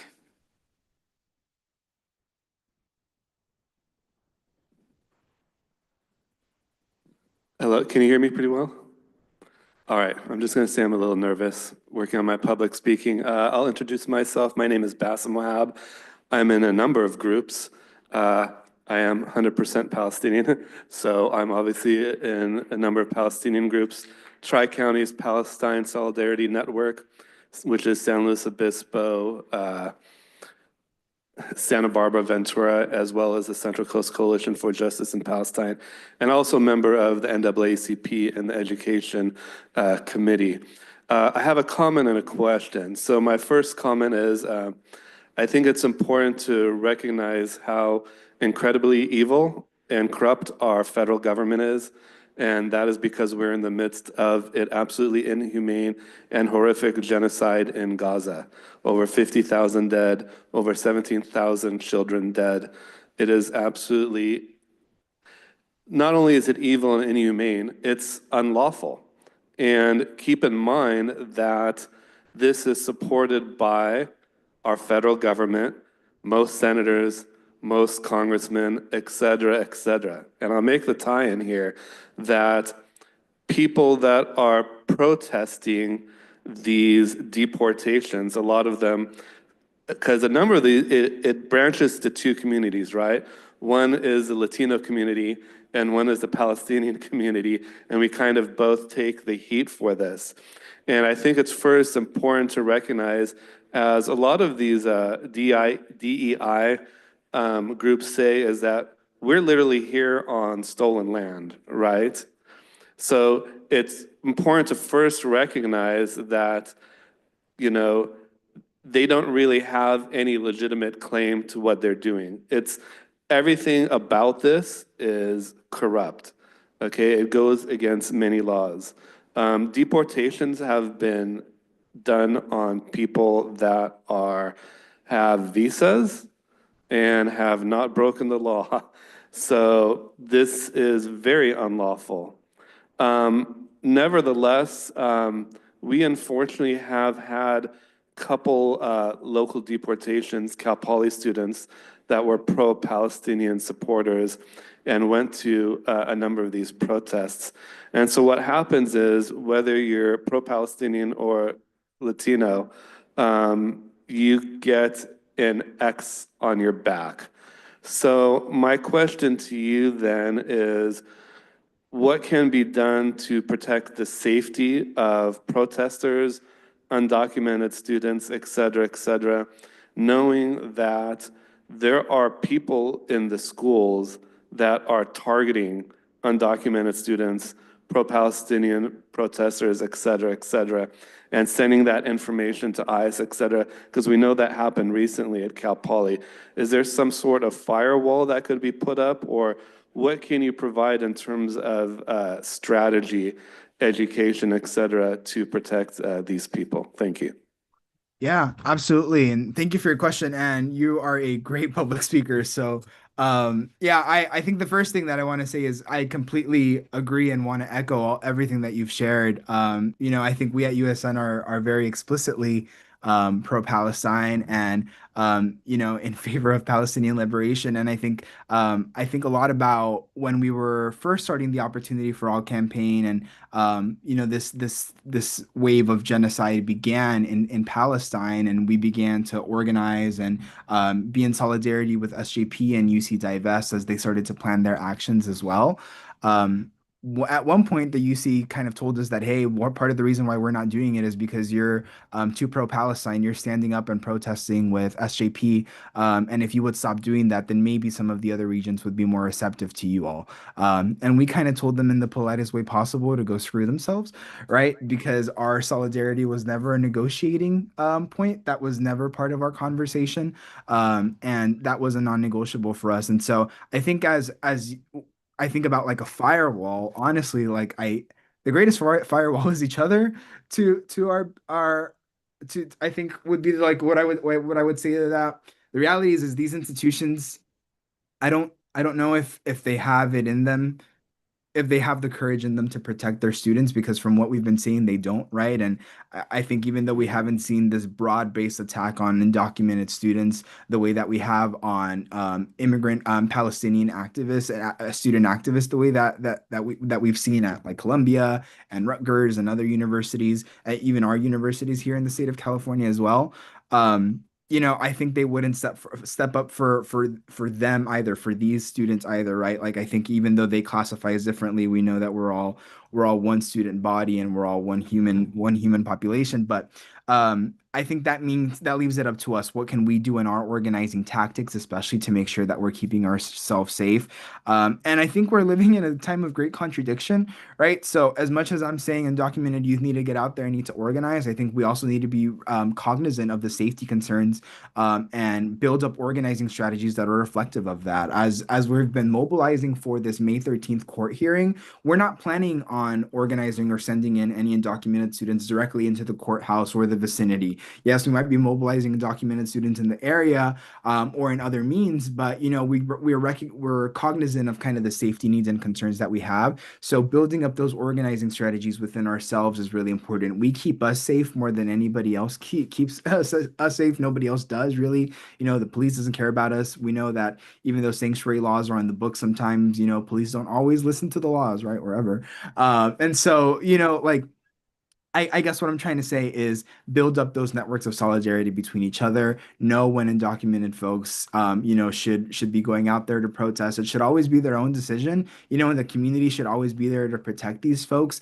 But there are things that we should continue to do, right? Like screw the time, place, and manner policies. Like face coverings, we should still be doing that. Devices should be turned off. Carpooling, going to protests and mobilizations is really important. Getting on encrypted apps, having a safety plan. We have this resource at the Undocumented Student Network that we borrowed from another organization. That's a deportation preparedness plan, lists emergency contacts, how you want your story to be told if we're building up a defense campaign for you, that I'm happy to share out as well. And so I think, those things aren't foolproof, right? We know that the like you shared, right? They're defying court orders or defying visas and legal statuses, right? But we have to do all that we can to keep ourselves safe, and to be sure that we've taken all the steps so that if things go wrong, if they pick up our students, if they deport our students, we can jump into mobilizing and ensure that we can do all that we can to respond.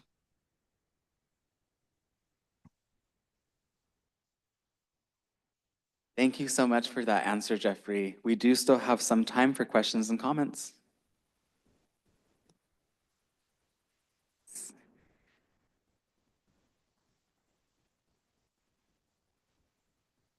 Hi, my name is Chelsea Ruiz, and I'm with San Luis Obispo County on DocuSupport. And I have two questions. Hopefully, you won't need to take too much time in case there are others. But I just wanted to hear a little bit more about the art and activism that you mentioned, and just a basic description of what that looks like or how you carry that out. And I also wanted to hear a little bit more about what you know about supports for undocumented students after they graduate in terms of employment. So, like support creating their own business or other opportunities that that they can explore. Thank you.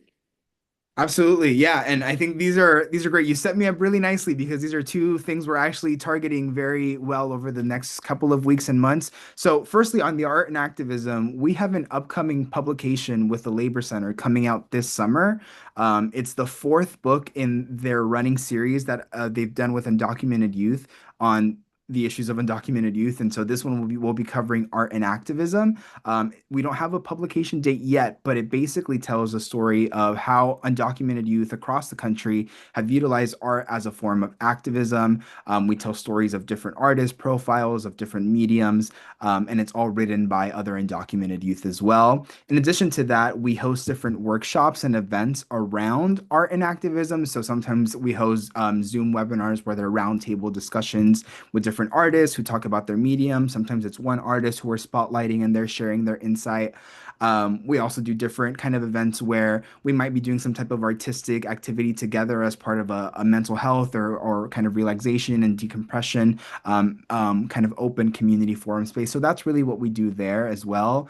We're actually going to be looking to redesign our logo pretty soon because we're going to be having a slight name change probably in the coming months. And so we'll be kind of soliciting undocumented youth artists who might want to be commissioned to put forward a logo design. On the post-college side, that's what part of what we're also doing. We have a higher education and also career and income generation committees that are working on putting together various different resources. A great resource that already exists out there is Immigrants Rising. That's like a hub for all of us on all things entrepreneurship, undocumented life post-college, and they have a wealth of resources on their database, on their website. Immigrants Rising is the name of that organization. And their executive director, Ileana Perez, she's formerly undocumented, and she's my professor. She oversaw my capstone at UCLA.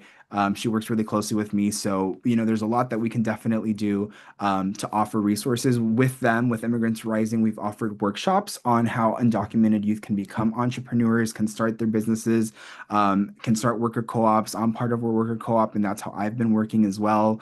We actually have one of those workshops coming up May 24th, and it's virtual.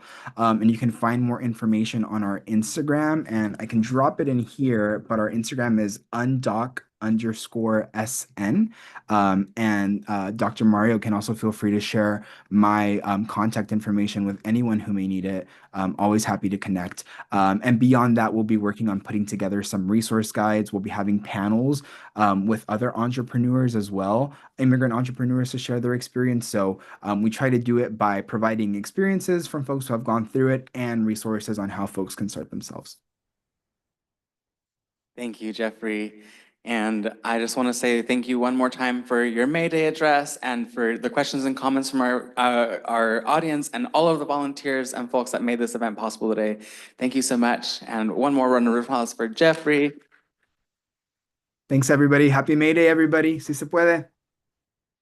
For sure. I'll be sending out contact information for you, for folks to follow up with you, and also a link to your Instagram.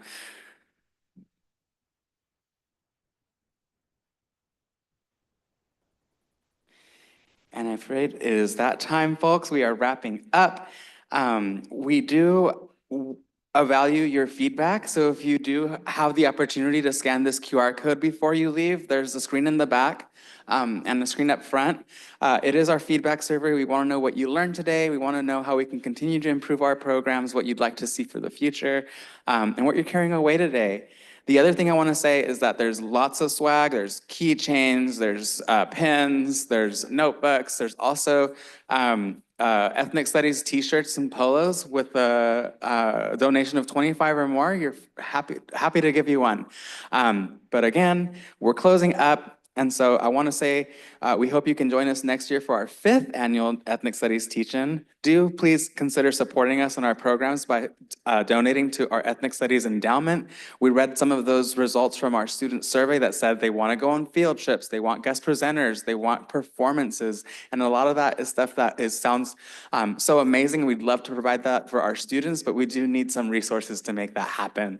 And the last thing is just thank you so much to the Applied Behavioral Sciences Division, to the library, to our student researcher, Holly, to our community supporters and resource tables like Chelsea with UndocuSupport, MICOP, the 805 UndocuFund, and lastly, not least, our student partner, the Mixed Status and Undocumented Student Alliance. Thank you so much. Before you leave, you see there are these little foliages in the center of the table. They're kind of like recuerdos or remembered gifts. So if you'd like to take one of these plants off the table on your way out, feel free to do so. We do need to clean up now, and there's plenty of food with to-go boxes. So please line up at Leslie's Taqueria and take some food home to your friends and family.